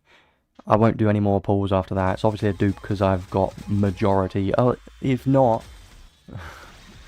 yeah, that's one of the ones I was missing. That's the other one I was missing. Now I'm only missing the most recent one from the current banner. The good thing about this one, though, is it has Claw of the Dire Beast, which is laceration. Which you may be like, why am I bringing that up? Even though I said laceration sucks. Well, because you can give this to Lena. You can give it to Lena, right, and make her actually do some damage. If you're not using a laceration unit in your team, then you could give this to Lena, and then she could do an extra 30 mil maybe in Battlegraph Simulator, so you're adding an extra 30 mil. It's not going to be too much, but it's something, possibly, because you'll be using a skill too. So this, I'm glad I got this one, because this is the one I kind of wanted a bit more. Laceration Accelerator, I can probably give to Arch, being LeBref now. Not going to do too much by itself, but I'm going to give it to her anyways. Yeah, so that's nice. Didn't really expect to get anything from that. Now, I might as well use this one ticket. I'm waiting for them to update this gacha, because it currently only goes up to Ascended Roland. I want them to update it soon. That's why I'm saving my tickets for it, because I want them to update it to more recent units. So I'm going to be saving my, all of these ones, I'm saving those. We'll use this one ticket. Probably not going to get anything. Yes, it's showing all of these more recent units in here, but you're not very likely to get them. You're more likely to get something old, or something you already have. So I'm going to use this one ticket. I'm not going to buy any, because I have every unit in there that I want. So I'm not going to be buying these, because I don't need to. I have every unit that I want in there. So I'm just going to do that one ticket, see what we get, and then we'll move on to the showcase afterwards. You could get the new unit in there, which could be funny. Because this ticket, everyone gets this one ticket for free. By the way, most likely going to be a dupe of some old unit that I already have. That's like a basically guarantee for me. But let's see anyway. Who am I missing? I don't know. I'm maybe missing like maybe 3. I don't know how many Descent of Heroes units I'm missing. Not many. I got some recently. I actually pulled Devan and Grafel like over the past few weeks. So yeah. This will be a dupe. 100%. See? I got him the other day. Literally. Just mentioned that I got Devan the other day. Whatever. I didn't need anything in there. I am missing Shinobi Lilibet and obviously the new unit, but I don't need any of these units. It just would have been a nice 1,000 free crystals for me, pretty much. And I suppose Karma-Noug would be nice to have because he looks cool, but I'm not going to be pulling for him. So let's move on from there. I'm not going to be doing any summons today on the banner because I just don't think it's worth it. And everyone should be skipping this unless you really like him. It's up to you, but I don't recommend pulling. We just had a collab. Now is the perfect time to save for the upcoming anniversaries and summer events and stuff like that. Should be at some point. There should be a updated roadmap coming soon because currently the roadmap that we have goes up to July. So we should be getting a new roadmap soon because the current one, you know, by next month we won't have a roadmap. So we should get a new roadmap soon. And I think anniversary will be, yeah, that's not yet, that's in a while. October. That's July. That's 3 months away. This anniversary is 3 months away. And we have a summer event. Yeah, well, current arena's still going on right now. I got rank 11 in the last arena. Let me just show you a few things and then we'll go on to the showcase. Yeah. I got rank 11. I wasn't trying for top 10. I don't care about ranks. I just play it. I have had a much easier time doing arena ever since Judecca came out. If you can tell, rank 22, rank 11. This one was rank 7, which was pretty good. I was happy about that one. I think that was the first time I got top 10. I'm not sure. That was 15. And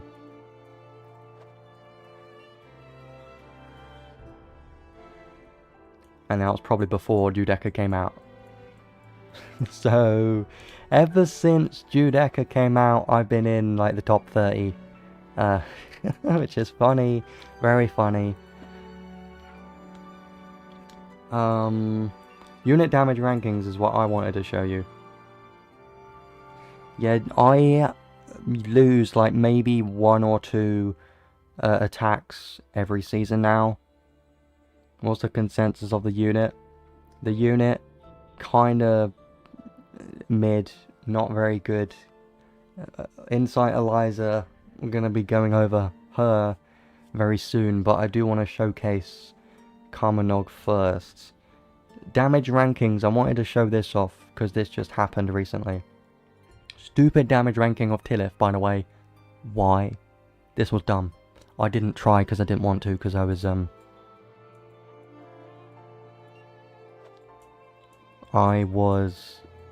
you know, didn't want to because it was stupid. And then Vargas damage ranking was not bad. And then we had Ark's damage ranking was very good. 1.65 billion DPS for Ark, by the way. Only using skills. Amazing, I got rank 6 on that one. And then Lanceville, which I didn't even try on that one. But yeah. 1.65 in comparison to Sharkman 1.724. Very close, incredibly close. Those two units being very close in DPS numbers on the damage rankings is quite impressive. If that doesn't tell you something, I don't know what will. But the fact that Ark did that much DPS on this damage ranking, which does not have time stop, means all of his special damage and stuff in his kit was not being used. So it can be higher than this, which maybe means he could be like more, you know, better than Shift Ark in some situations. If you spam his special a lot, then it's going to be great. You can tell. Definitely one of the highest DPS units in the game right now. So, yeah. So, now I want to have a look more with Demon Lord Karma-Noug. Let's try him out in the unit test play quests, look at all of his skills and go a bit more in depth in how he works. And see how good he is in here. So, obviously he's got a base kit in here with both paid equipments. Mystorian Magic Crests. I don't remember where that's from. I don't remember seeing that before. Maybe it's because it's from an Ark I don't have. Possibly.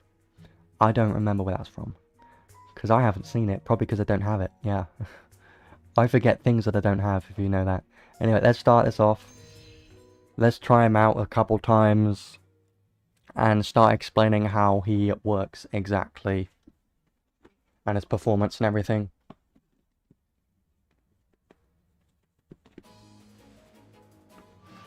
So, his sprite does look very cool. I love his design. He's got those giant wings. He's a very great, very cool design.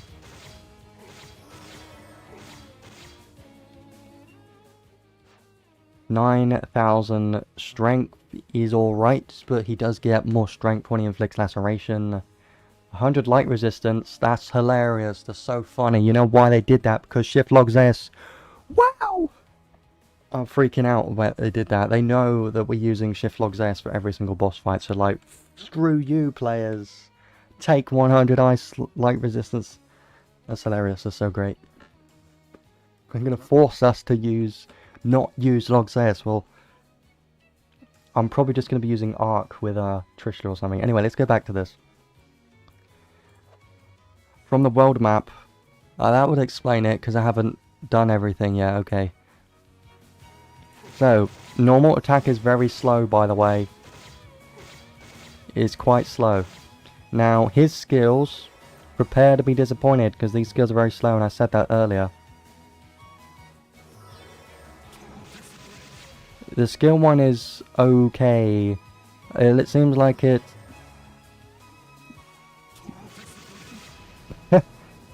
Get over here, Mortal Kombat style. Get over here. Yeah. Well, that is... I suppose it could be useful, but it isn't really... Because it's not a pull enemies in effect, it's literally putting them into you. Like, come here. And laceration is just about to activate. Right there, you see a giant number, and then he now has almost 20,000 strength. He's got the trample buff, which lasts 40 seconds, I believe. And now if I use a skill 1, it's going to be a lot more damage cap. I know the damage cap looks good, which is good damage cap, but look how spammable this is. It's not spammable at all. It's kind of bad. Will it pull everything? Obviously it can't pull bosses. And if a tank is guarding... maybe not either. If they have flinch resistance, I don't think it can pull them in either. But I'm assuming, because that's how it's been in the past. So let me just try to spam this one more time, and then we'll go over skill 2. This is as fast as it can spam, which is very slow. too slow. And then skill 2 is even worse. Like, look at those hits. They're so slow. It's not very good. And his movement speed is like... he's got no movement speed. Absolutely no movement speed whatsoever. Why is he German? Yeah, I don't know, but... whatever you do... I'm not going to mention the thing that I'm thinking of in my head, but don't mention it, okay? Do not mention the thing that I'm thinking of in my head. But... and, yeah. Skill 2, is so slow. These, skill 1 and... did you just miss because you teleported? You pain in the ass. The skill 1 and skill 2 are his worst skills. They're not very good. His only somewhat usable skill. His best skill is going to be the skill 3. Now watch this. This is going to be better.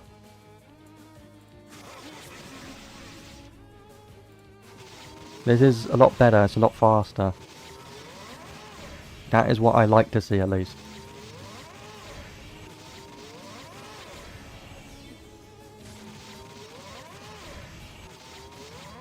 But it's not the best, because it's only 18 hits. I mean, his damage cap's good, yeah. And he's like doing that insane crazy laugh, because he is a psycho, crazy person basically. He does look amazing. He looks very cool, but you don't need it.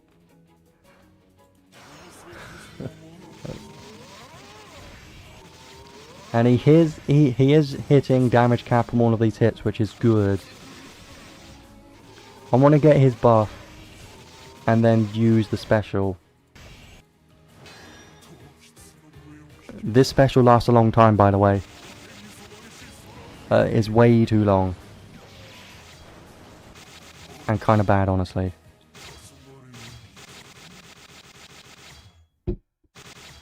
Still not over. Yeah, you can tell I'm not really a fan of the special because it just takes too long.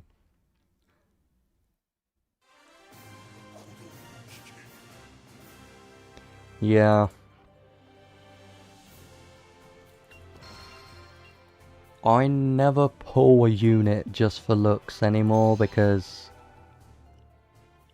I don't see a point. Removes delay on the skill 2.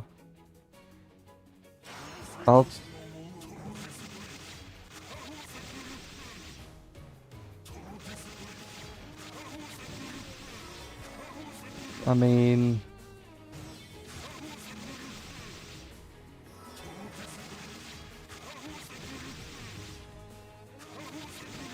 I can't notice too much difference.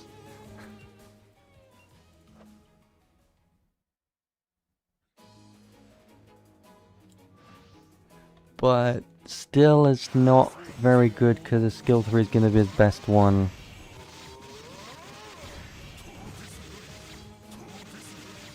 It's so slow, this skill 1 is so terrible, it's bad. It's going to take many years just to kill an enemy. Laceration damage. Are the paids worth it? No, do not get the paids. Whatever you do, don't get them because they're just not. He's the type of unit that is not worth getting paids for because he's just a type of unit that is already power crept on at the time of release because of laceration being a bad design mechanic, so yeah. Let's do this one more time. I'm going to talk about a few things. Basically, I want to count how many skills it's taking him to activate laceration the first time.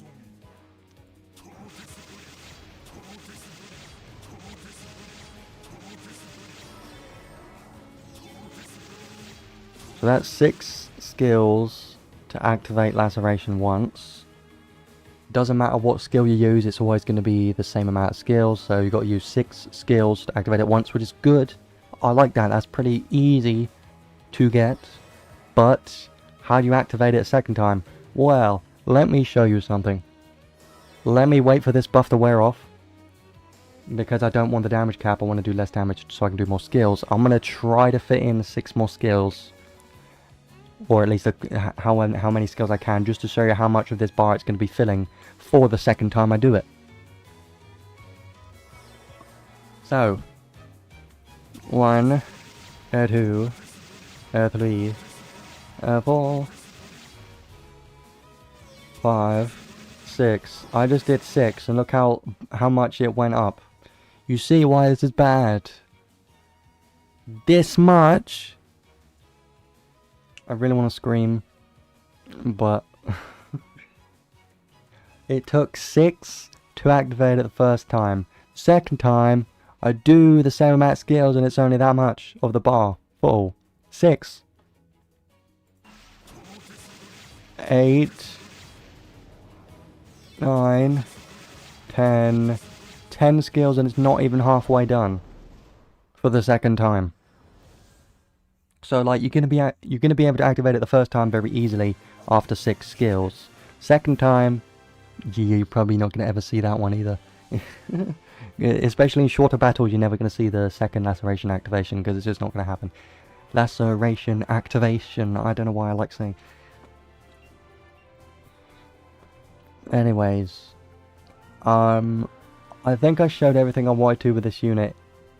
Apart from the damage caps, let me just do that one time. So, 6 skills, activates laceration. How fast can you kill this enemy? Activation's gone. 866,000 damage cap on a critical hit. I'm gonna do Eliza's Insight after this, so like in 2 minutes, really. 14 seconds, you know, I don't think it's that bad when you're adding in the laceration and the... I think that DPS is alright. I think he's usable, he's definitely a usable unit, but he's not a meta unit, unfortunately, unless he has like some PvP viability or something, but yeah, that's basically everything I have to show with Karma-Noug. He, very slow skills, high damage cap, laceration, you'll be able to activate it once very easily. Yeah, this unit's kit should have been a freeze, should have been an ailment unit. He should have been an ailment freeze unit. I know that's very similar to Shiflornado, but they could have made it different to add more ailments, like freeze and stun, and other ailments like exsanguinate, and I don't know why they didn't do that, because, yeah, Karma-Noug is, he's a nugget. He really is a nugget. Yeah, Rot is amazing. I hope in the future we get a sub DPS support unit with Rot, kind of like Arch being Lebreath, but more reliable Rot activation, or you know, infliction, and inflicting Rot more reliably could be very good on a unit in the future. But Exsanguinate has been on a couple units. It was on Arch being melee for ailments. He should have had Exsanguinate instead, and some ailments. He would have been a lot more useful of a unit, but instead they decided Laceration was a good idea, which is not, because they need to change how that works. But yeah, let's stop talking about him for the moment, and the stupid Laceration, which I'll come back to all that stuff towards the end of this stream. For now, I want to shift my focus to the Insight Eliza unit. Hooray! I am interested in this because I haven't done a super, you know, haven't looked at her kit that much yet. Yeah, I can do that now as well, so I'm happy with that. Going to be an extra 30 mil damage in my Battlegraph Simulate teams, which isn't much, but it's going to help very slightly. The one thing I want to do first is look at Eliza's new Godforge weapon. So if I go to Godforge Alchemy, then I go to Staff, Fire. Here's her new Godforge staff.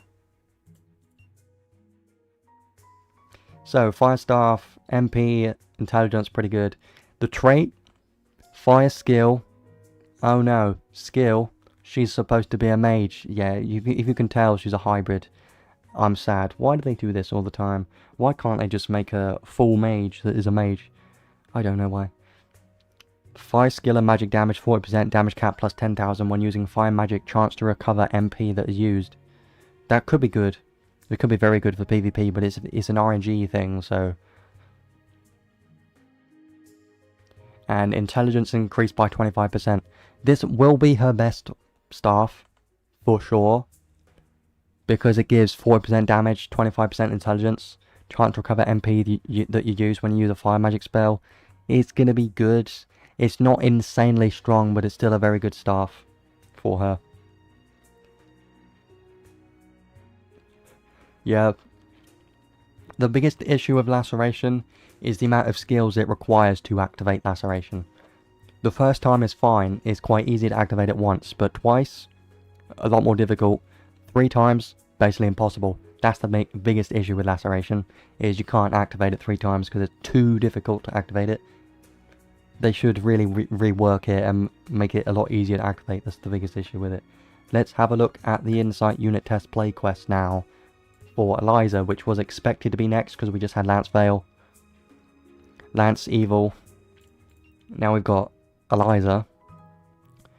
So they gave her this Anti-God Labref, which I did just finish the recent story, the previous story, yesterday.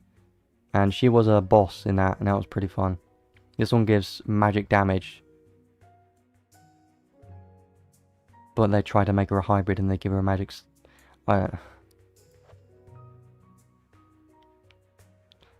Probably not, it's just they're doing Eliza because, if you didn't know, Eliza and Lance Vale released at exactly the same time. I'm pretty sure. These base forms released at the same time many years ago, but that's why they're doing them at the same time now, or just very similar timings. So let's have a look at her kit now. All Councillor 10 units should eventually get them apart from, like, Magia Sheeta. Actually, maybe not. They might be able to. It's just going to take a lot longer, maybe. And they're together in the story, so they're like a pair. Let's have a look at her kit. I don't have a list of all of the Insight changes, because have they posted a list of Insight changes on their Facebook page or something? I'm just going to check quickly, because it will be a lot easier if it was, but I don't think they've added it there yet, because they have in the past. I don't see it, no, so they don't have... They've got a character map. Really? There's a Great War of Theodemonium character map. Commands, obeys. That's interesting. Anyway, that's enough of that. Let's start looking at this unit. I don't have the full Insight list, but I do want to cover every single one of her skills and everything that she does have in her kit. It's like basically guaranteed that they've made her skills better in some way. Her skill 3 was actually quite strong in the past, so there's some, like, maybe small potential there, possibly, maybe, I don't know. You know what people want? Summer Eliza. People want that. That's been a thing that I remember people mentioning. So, I won't go over these, but basically her skill 3 is the one that you're going to be looking out for that could have potential, but we'll try out these skills. I don't know anything about them yet. Haven't tried them myself yet. Let's quickly go over her trait to see what it has. It hasn't changed. They've just changed the description. And I just want to, you know, cover this to make sure you're aware of what she has in her kit. So make regular attacks fire. Doesn't really matter. Physical counter, special attack, and use intelligence and mind to determine damage. So she always uses intelligence to determine her physical counter and special damage. I don't know why it includes counter and special. Well, I don't know why it includes counter. That's like a weird thing. A very, very, very weird thing to have in a kit, but whatever. Physical and special uses intelligence and enemy mind. Fire damage 150% because she's a very, very old unit. One of the first Descent and Fury units we had in the game was Eliza. I think she was the first, wasn't she? I think so. Make fire attack magic unlock from unit's ability board and insight powerful. So we don't know what this actually means. I don't think there's a description on Goldmine. I should have checked, so I should have double checked that, but all it probably just makes her fire magic that she unlocks from her kit just makes it a bit stronger. We don't know by how much and exactly what that means, but you want to use her own magic spells ideally, because they'll be a bit stronger than other learnable skills. But she has basically every single fire magic spell apart from collab ones, of course. Continuous recast. When casting fire magic, restore 6 seconds of SCT. Chance for fire magic to deal critical damage. Yeah, probably just change the modifier, but still. Now let's have a look at her spells, skills, which does have a good amount of. Burning Strike, never use it because it sucks and it's very old. Meteor Rain, here's what I'm looking forward to. Meteor Rain, PvP build for Eliza is what I've been waiting for. I've been waiting for this for a long time. I've been hoping to get Insight Eliza, very strong mage, to spam Meteor Rain in Arena, like we do with Shift Lenius and what we have done with Eliza in the past. Spam Meteor Rain is very strong when you can hit hard enough. It's very good. I doubt it'll work well now, but maybe her Insight can make it good enough. We'll have to wait and see on that one. Crimson Flare, probably not going to use it ever. Here's the best thing though. Big Bang and Ragnar Flame. She now has Ragnar Flame, which is very good. That's the best fire non-stacking spell that we have, which is very good. So it is nice to see that she has Ragnar Flame now. Love that. It's going to be the best one to use. Ragnar Flame and Meteor Rain. It's going to be nice to use both of those, I think. Aura, Flame Wall, all of these she had before, they don't matter. Magic up skills, Arcane up skills, Esoteric up 2, Critical up 3, Advanced Aim Vitals, Brute Buster and Geyser. She is trying to be a hybrid mage and physical damage dealer, which is weird, but okay. Auto Aura, Grand Aura, Fast Magic Barrier, Auto Heal, Backfire, Fire Boost, High Boost, Attack Raise 2 and 5, Critical Raise, Pose of Honor. Goddess Kiss, Removable Object, High Level Magic Chant, Staff Boost Plus is more physical damage, but it also gives more intelligence. Staff High Boost is currently bugged, and it says plus 0%. I think that's hilarious. I think that's very funny that it says plus 0% intelligence, because you don't get any smarter. You don't get any smarter from this. But it should probably give 10%. I should give 10% or something. I just think it's funny. They need to change that description. Staff Master, more damage cap. Magic Aura, Mind Pierce. I was hoping she would get some more passive skills in here, because so far it doesn't feel like this is that much, like, enough to have strong damage, but we'll see. Then we get Transcend skills, which have always been this way, never changed, just damage caps. Insight, here we go. Here's all the insight skills that she gets. Honestly, nothing crazy here. I don't think her insight is going to be anything game-changing based on what I'm seeing, because I'm not seeing any, like, unique or interesting effects. It's just, like, boosts, really. Which is fine, but is it enough? I'm not entirely sure. First one, light, fire damage cap, 60,000. Magic damage, 100%. I love that one. Magic damage, 100%. Non-stacking magic damage cap, plus 200,000. Take less damage, 25%. Casting speed, 30%. Fire, Earth, Dark resistance. Poison resistance. Curse resistance. Silence resistance. This one is during an ally activated non-stacking magic. You get 100% skill damage and 100,000 damage cap. It says ally activated, so I really hope this doesn't mean you have to use an ally's magic spell and her own magic doesn't count. Because if her own magic doesn't count, that is an insanely stupid thing to be, but I would assume her own magic should count. Otherwise, what the hell? Like, why? But that her own magic should count, because she counts as an ally. Yeah, herself should count. So anyone on your team that uses a non-stacking magic spell, she gets more skill damage and skill damage cap. Okay, sure. I wish there was more magic damage in here though. And the last one is interesting. This one's probably the most interesting one. Continuous critical effects. Fire magic attack crit rate plus 7%. When critically magic attacking, there's a chance to restore 1 second of SET for 1 random skill. So some SET restoration when you critically hit on your magic spells could be nice.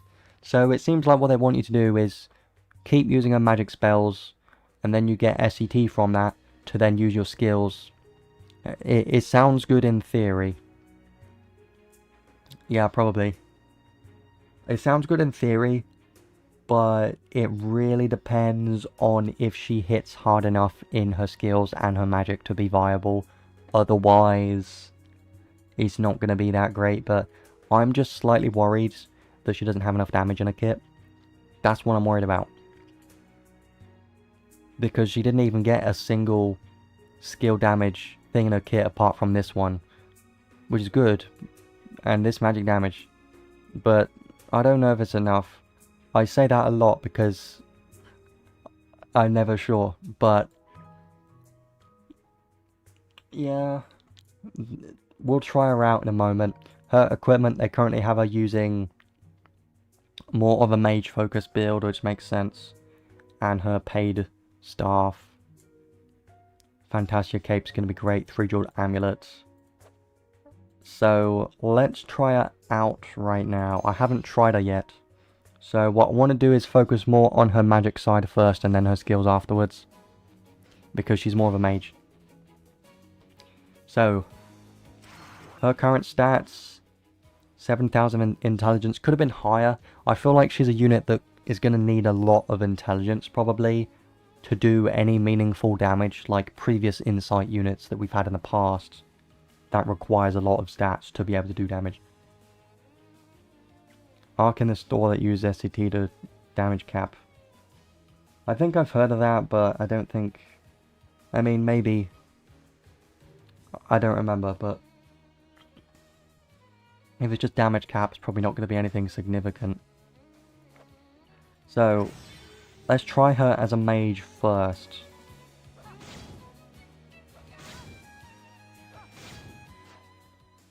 Burning Strike's not really going to do much. Well, it does hit damage cap at least. Meteor Rain is what I'm looking forward to in PvP. And it is hitting damage cap here.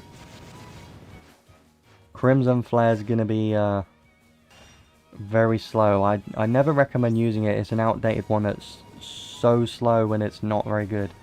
But I'm using it anyway.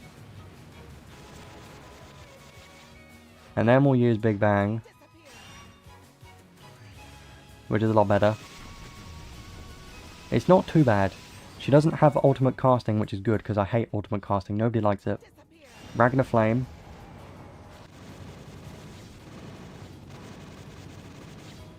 Okay. Let me do again. I want to do Ragnar Flame and do Meteor Rain. So Ragnar Flame and Meteor Rain at the same time. Just to see.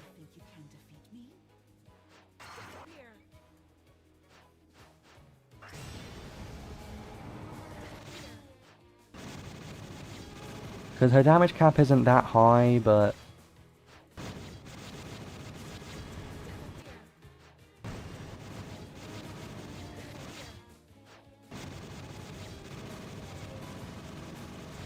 yeah, it's okay. But her damage cap is too low for a PvE unit, so I don't think she's really going to be that good in PvE for a mage. We've got a million better options for a mage in this game. So, just as a mage, not that great. But let's go in again, because I do want to try out her skills and see if there's anything noteworthy there.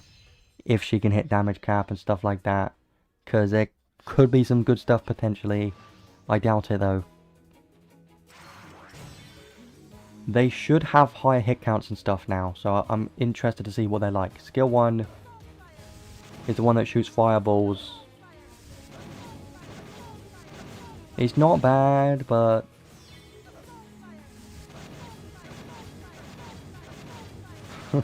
yeah, it's alright. And the skill 2 is the close range one, right?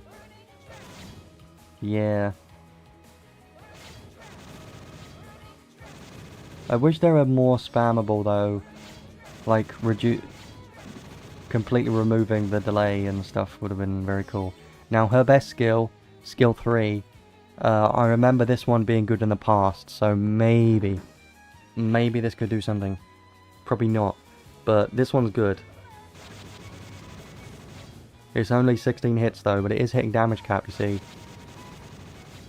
Now if I spam this, is pretty decent. But now let's add in a non-stagger magic spell.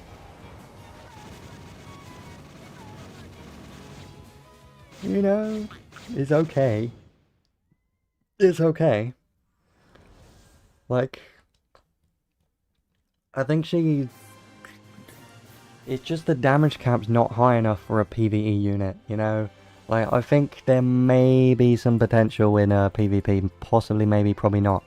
But in PvE content, I just don't see anyone really using her for PvE content because there's better mages.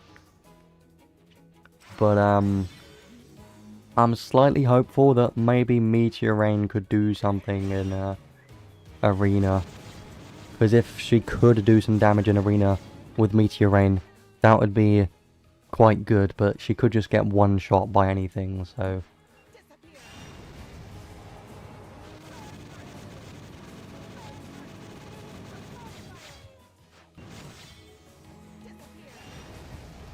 Let's use her special now.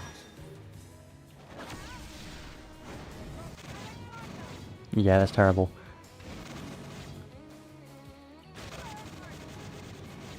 Yeah, she's more for PvP, potentially.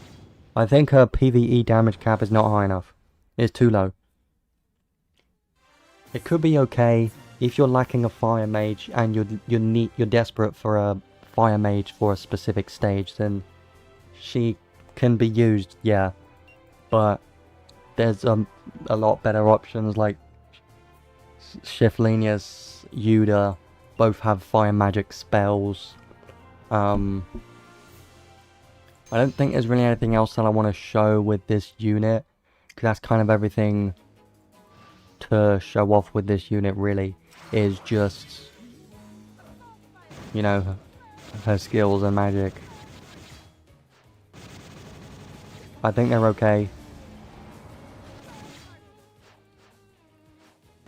More hopeful for PvP, but it's probably not going to be that great.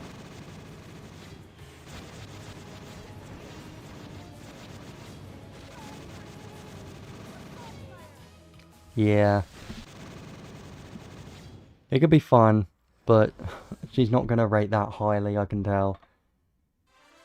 Unless her PvP ends up being decent, but it's hard to tell in here, because she's hitting damage cap on her magic spells in here, which is great.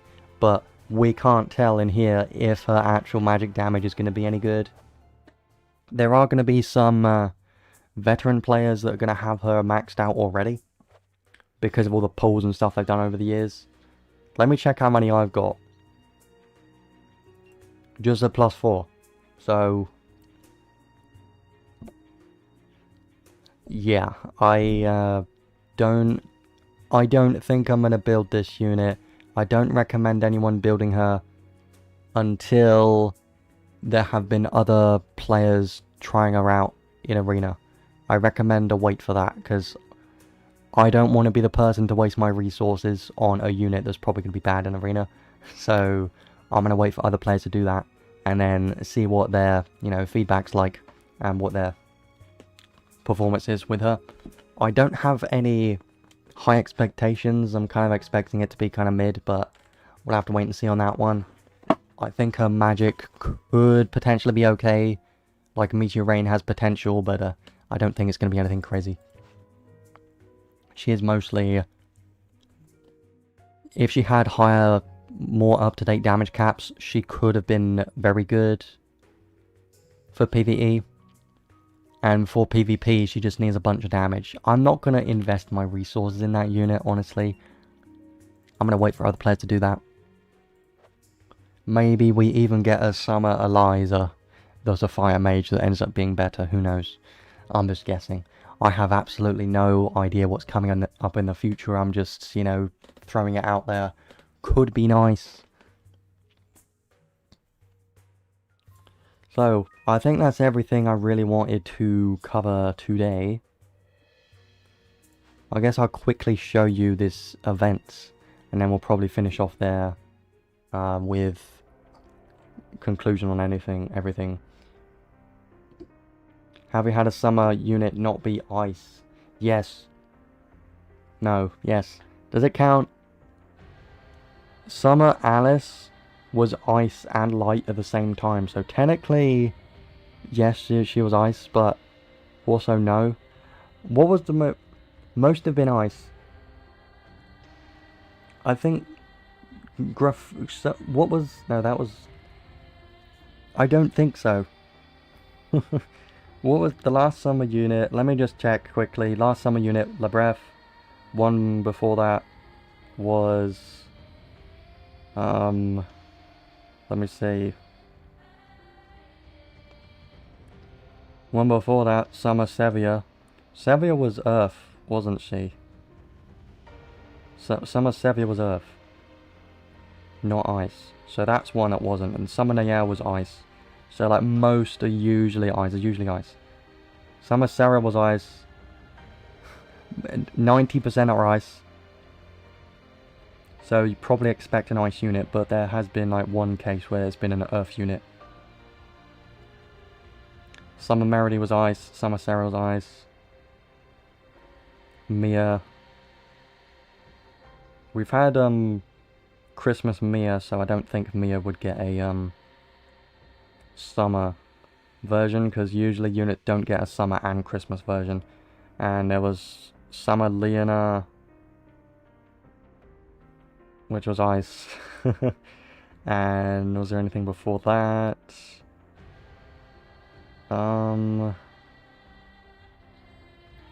Summer Alice. Yeah, that's pretty much everything that I'm aware of. So majority of summer units are ice. The only unit that wasn't ice was Sevia, who was earth. And we've had a lot of the female units in this game be ice.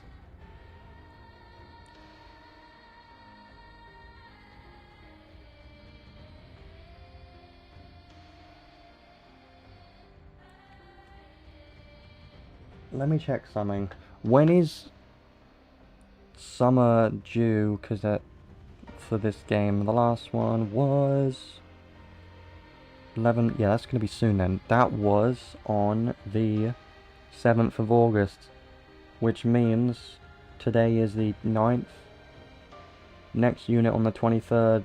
Unit after that's going to be. So okay, here's the schedule. Here's the schedule. In 2 weeks from now, we get another unit who's most likely going to be unit from the most recent story. 2 weeks after that one, we get the summer unit on the 6th of August. Maybe 2, because they've been doing 2 sometimes. So that's kind of the schedule for now, is 2 weeks from now, probably a story unit. 2 weeks after that, summer unit, 6th of August. That's what's going to happen. Right. As we know, summer's coming up in like 4 weeks. That's something to save up for, I think. That's what everyone should be saving up for. But I just wanted to quickly show this event. It's got a world map. It's got some event story. I do love these events. because the story in this event is pretty good. I do like this event. But yeah, kinda could be, kinda's not gonna be soon. She could possibly be in the next Theodemonium event. I don't think she's gonna be in 2 weeks from now, because this event lasts 2 weeks, and the event will be over by then. They would only release her in like episode 5, which I don't think's coming yet. So, kinda's not gonna happen yet. Next unit's gonna be a story unit probably from the newest story that I haven't started yet. So, I think I want to finish up everything. Yeah, my conclusion for today, I do think that there has been a good amount of updates in today's update. There's the new Histomia accessory with Lily being a magic accessory, and a new main story, which I haven't started yet, but that's always going to be fun. And we've got, you know, that guaranteed super DOH unit ticket, which is very nice. Another Theodemonian event, which is very nice. So we do have some good events going on right now, even some free pulls, and there's going to be a promo for more Histomia drops and the extra bonus daily crystals. So that there is a good amount of events going on in today's update for sure. But in regards to the actual units themselves, Demon Lord Karma-Noug, the Mr. Nugget Man, is a bit underwhelming because of the whole laceration mechanic not being fully fleshed out. Is done badly. What I mean by that is his kit requires, basically wants you to activate laceration 3 times, and is basically impossible to activate laceration 3 times in any normal battle, and in any endgame content in this game you can't activate laceration 3 times. It's physically impossible because you can't fit 3 laceration activations in 3 minutes. So his kit is just very questionable because of laceration. Laceration as a mechanic is still not fully fleshed out to be good. It's still a bad mechanic, especially when you get a unit like this who relies heavily on laceration. He's gonna be usable if you spam his skill 3. I think his DPS being 6 mil, about 6 mil on his skill 3 after you activate laceration once is okay. I think that's like mid, it's good enough. But it's not on the meta side of things. He's not gonna be that crazy. He does have the potential to be a high DPS unit once you activate laceration 3 times. But like I said, it's not possible to activate laceration 3 times in any form of endgame content in this game. Because most of that content lasts less than 3 minutes. And he can't even activate laceration 3 times in 3 minutes. So yeah, it's a big issue with the whole laceration mechanic. The unit itself, I think this unit could have been very good, but because of how laceration currently works, it's not very good. So this unit is going to be a skip for the majority of people because he is not going to be a meta unit. He is going to be usable, but just a very skippable unit for sure. Now, there is a very small chance he could be usable in PvP. I'm not going to get my hopes up for it because he is more PvE focused with laceration and some boss skills. So I don't think he has enough to work in PvP. But maybe in like an ice team or something he might be able to work. Maybe in guild battles, I don't know.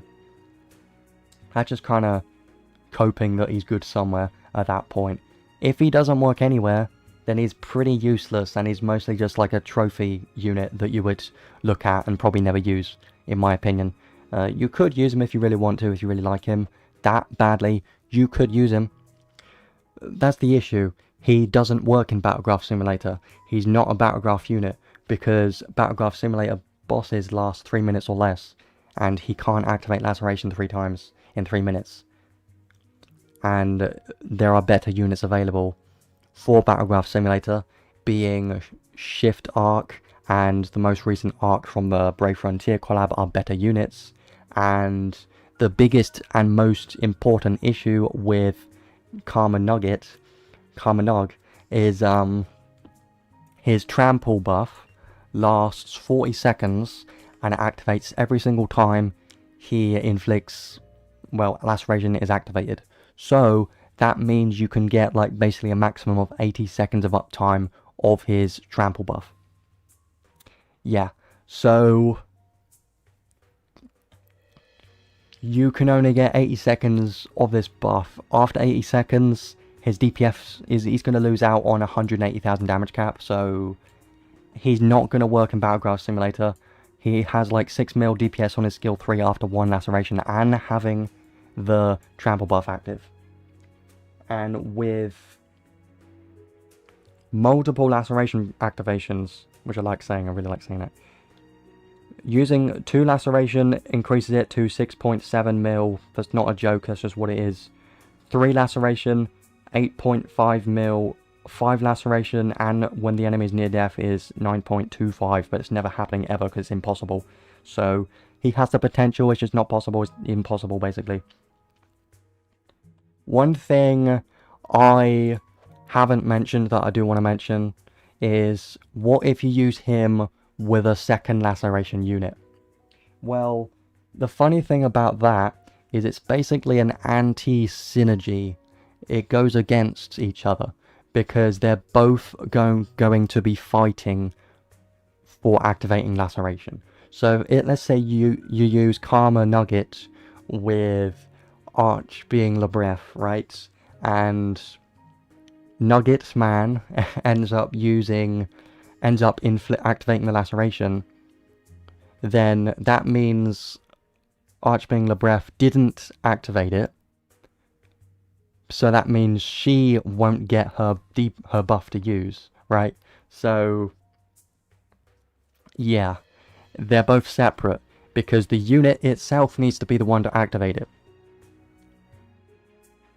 So Karma-Noug only gets these buffs when laceration activates from this unit's attack. So only this unit only. Now if I go and show you what Arch being Lebref says, it's probably going to say something very similar. When using a skill, get laceration. When it's high enough, activate it, yeah. Make it usable once. When laceration activates from this unit's attack, same thing, same thing. So Arch being Lebref does not work with Karma-Noug because they're both going to be fighting for the same laceration activations.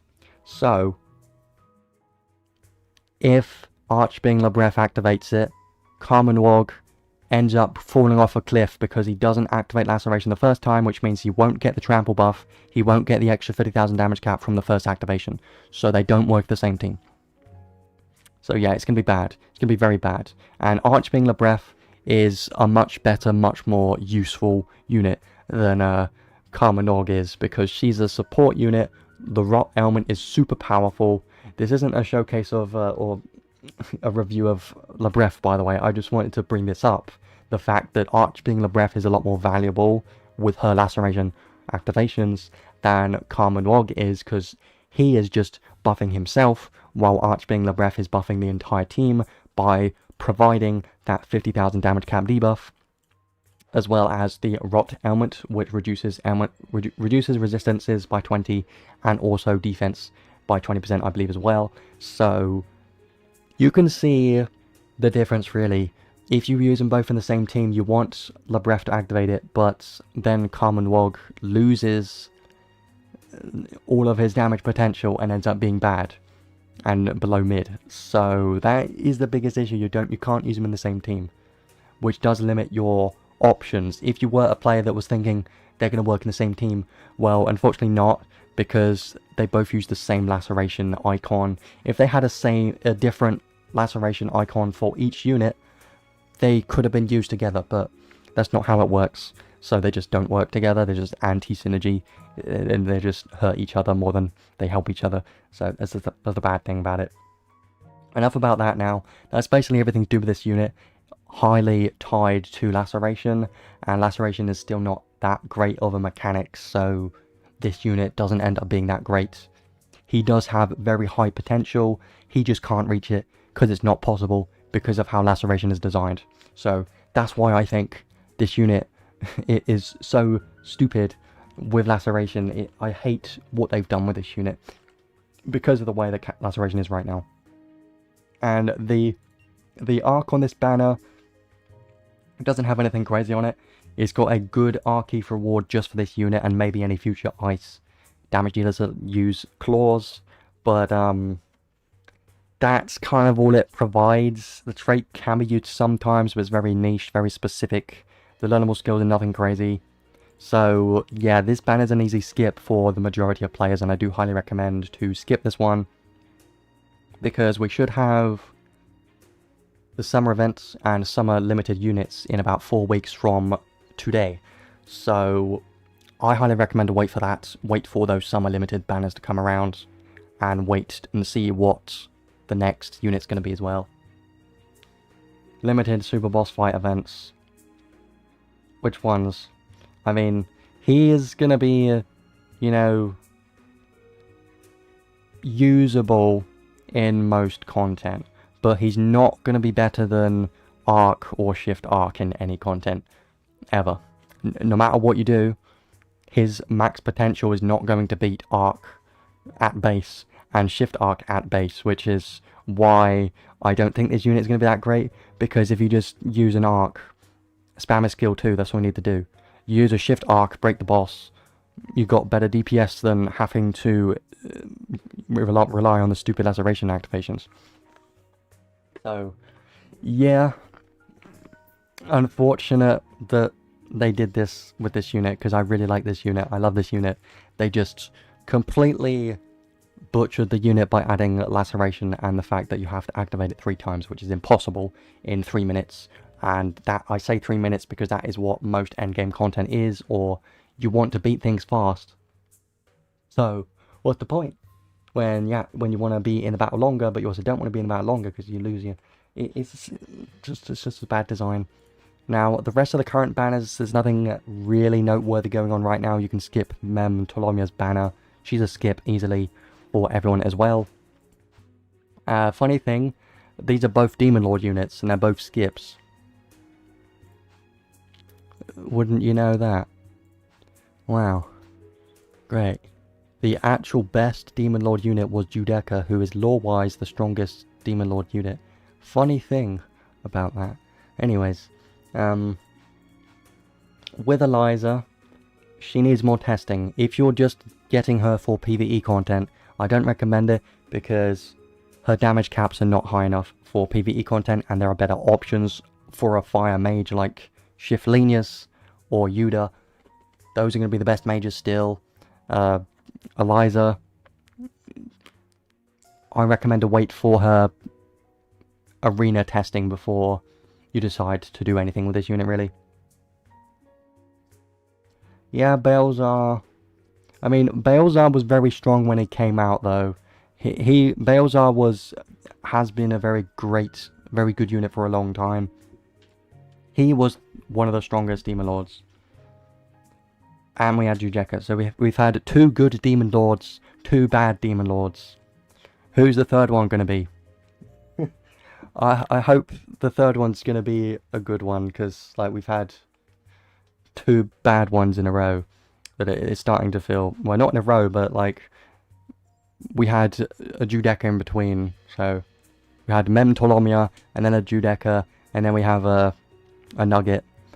So yeah, kinda Resh is gonna... People are expecting a support without even knowing the kit, but it would make sense. Yeah. It wouldn't surprise me if she releases in like the next month or 2 months, but we'll have to wait and see on that one. So yeah, that's basically everything that I wanted to talk about today. Pretty good update, just let down by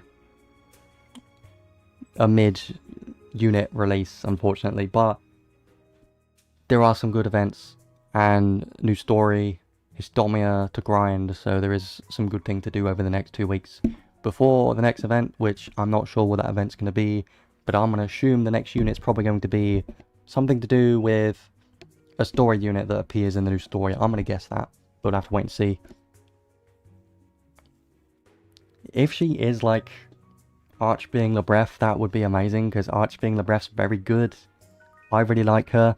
You remember when she came out and I said she sucked because I hate Laceration? Yeah, I changed my mind. She is one of the best supports, so, yeah. I haven't started the stories yet, so I have no idea what's going to happen in 2 weeks.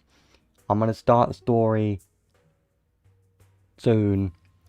I don't stream doing the story because I don't think that's something people are interested in doing, because they like to do the story themselves.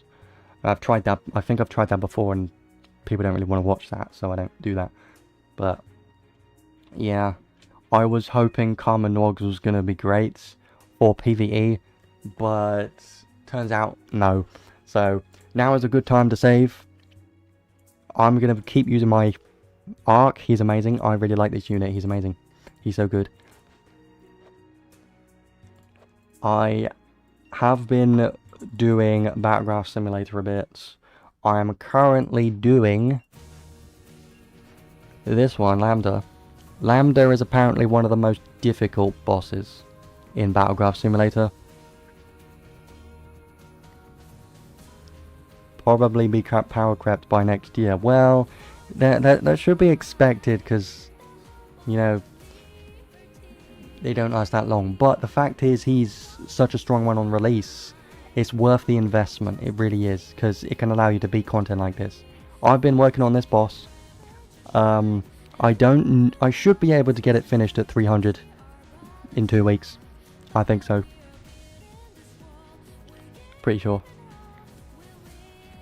It's the limited one, which is basically the same as whatever the rare ark's called. But yeah, I'm gonna keep using this team, doing this boss over the next 2 weeks, trying to get the 300. If I beat 300 in the next 2 weeks, I'll make a video on it. I'm also going to do Histomia, and when I get to the solo stage for Lily, I will beat that, see what that's like, and then maybe I will decide if I want to make a video on, you know, a Histomia solo stage guide, if that's, because I know people want to see that. I've just been holding it off because a lot of the stages are use the same team, so I will consider doing something like a Histomia video once I've done the Lily one. Yeah, Man-Made Ether is the alternative. You can just use that. I just use SeaWorld because I have it, so why not? Yeah, so I think that is everything for today's stream. Yeah.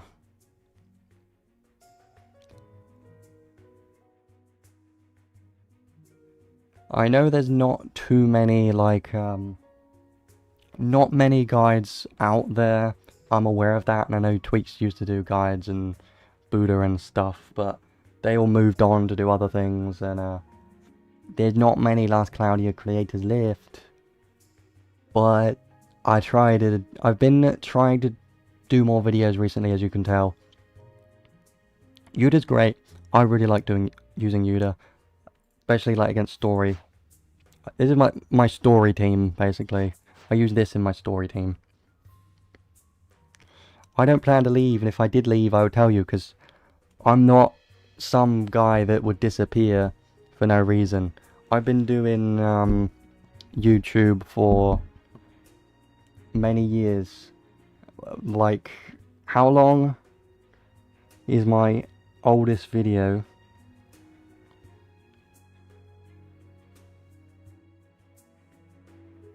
That was like, when was that? My oldest video was 9 years ago, 2016. I've been doing videos for like that long, basically, so like 9 years. I know my channel doesn't look like it, but I've been around here for a very long time. It's just because I don't push videos out that much, and I didn't get, this was always a hobby for me, and I never, you know, I never treated it like a job, and I never got like an insane amount of subscribers. I've always been very small, which is the unfortunate thing, but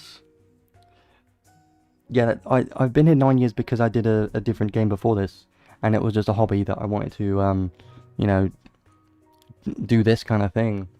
But I never planned to do this. Originally, I didn't even talk my videos because I wasn't confident enough in doing it. And this is like the one time that I can actually talk about things properly, and I enjoy doing this. I don't plan to change it because it's helping me, you know, talk better doing this. So I'm gonna stick with it. I have tried multiple things. I don't know if everyone's seen some of my other videos, but I have tried a couple of different games in the past. I've done more comedy videos. I've tried things just to see if they work. They never work out for me. That's why I just stick with this, because it's what people like, and it ends up, you know, performing the best for me, and it's what we have the most fun doing. So that's why I'm probably just going to be sticking with this, because that's what I'm stuck with. But I'm not I'm not complaining about it. I'm just saying I'm basically not allowed to cover anything else on this channel anymore, because it's just not ever going to work unless I make a new channel. But it takes a lot of time and effort to edit and make videos and do all that stuff, and I don't plan to be like a daily video content creator or anything like that. That's not my goal, really. But it's still in a good spot where we are currently, so I can't complain.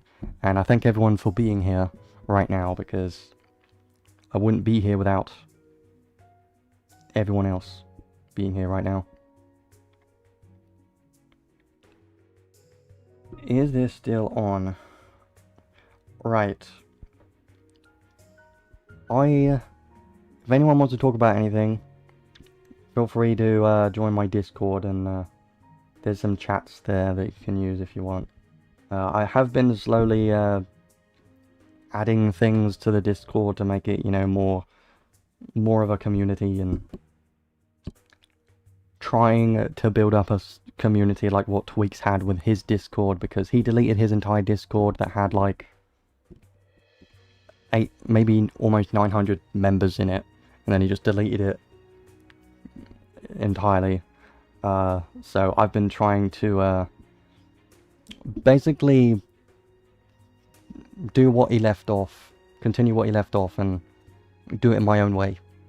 So that's been an experience, but it's been fun. I just hope I can get a lot more players in there, a lot more members in the Discord would be great, because then we can have an even bigger community to discuss any type of Lost Cloudia information and other games. Is kind of my goal. It's not like a because I don't ever do YouTube as my job or anything. It's just like a hobby thing. But technically it is a job, because it's like the only thing I do right now. So technically it is. But anyways, I'm gonna stop talking about that. If anyone wants to talk about anything, feel free to join the Discord and stuff. That's in my every single more recent video and live stream. There should be a Discord link in the description that should never expire, that everyone can use to join it if you like. Just don't be an arsehole and you'll be fine. But yeah, I'll leave that there for today. One thing I want to mention, it's got very hot again. It's 31, 32 again. I hate it. I need a shower again, because I've been here like sweating all day and it's horrible. But it's the same situation when Ark's stream happened. But anyways, hopefully everyone enjoys the events currently going on. There is a good amount of things to do right now, and is mostly going to be grinding the events for the next 2 weeks, and then in 2 weeks from now we'll get whatever the next unit's going to be. I will do the story if I remember, but I am doing, you know, I'm going to be farming other stuff before I do that, to see, I'm going to do the story to see if there's any upcoming units in there, because that'll be fun. So yeah, I'll leave it there for today. It's been 2 hours 40 minutes, and I'll see everyone in 2 weeks from now. I will try and get a couple of videos before then, like a Histomia video. I am considering it once I've done the Lily stage. I'll think about doing it. And then also my Battleground Simulator boss video for Lambda. I'll definitely do that, because I should have that done in the next 2 weeks.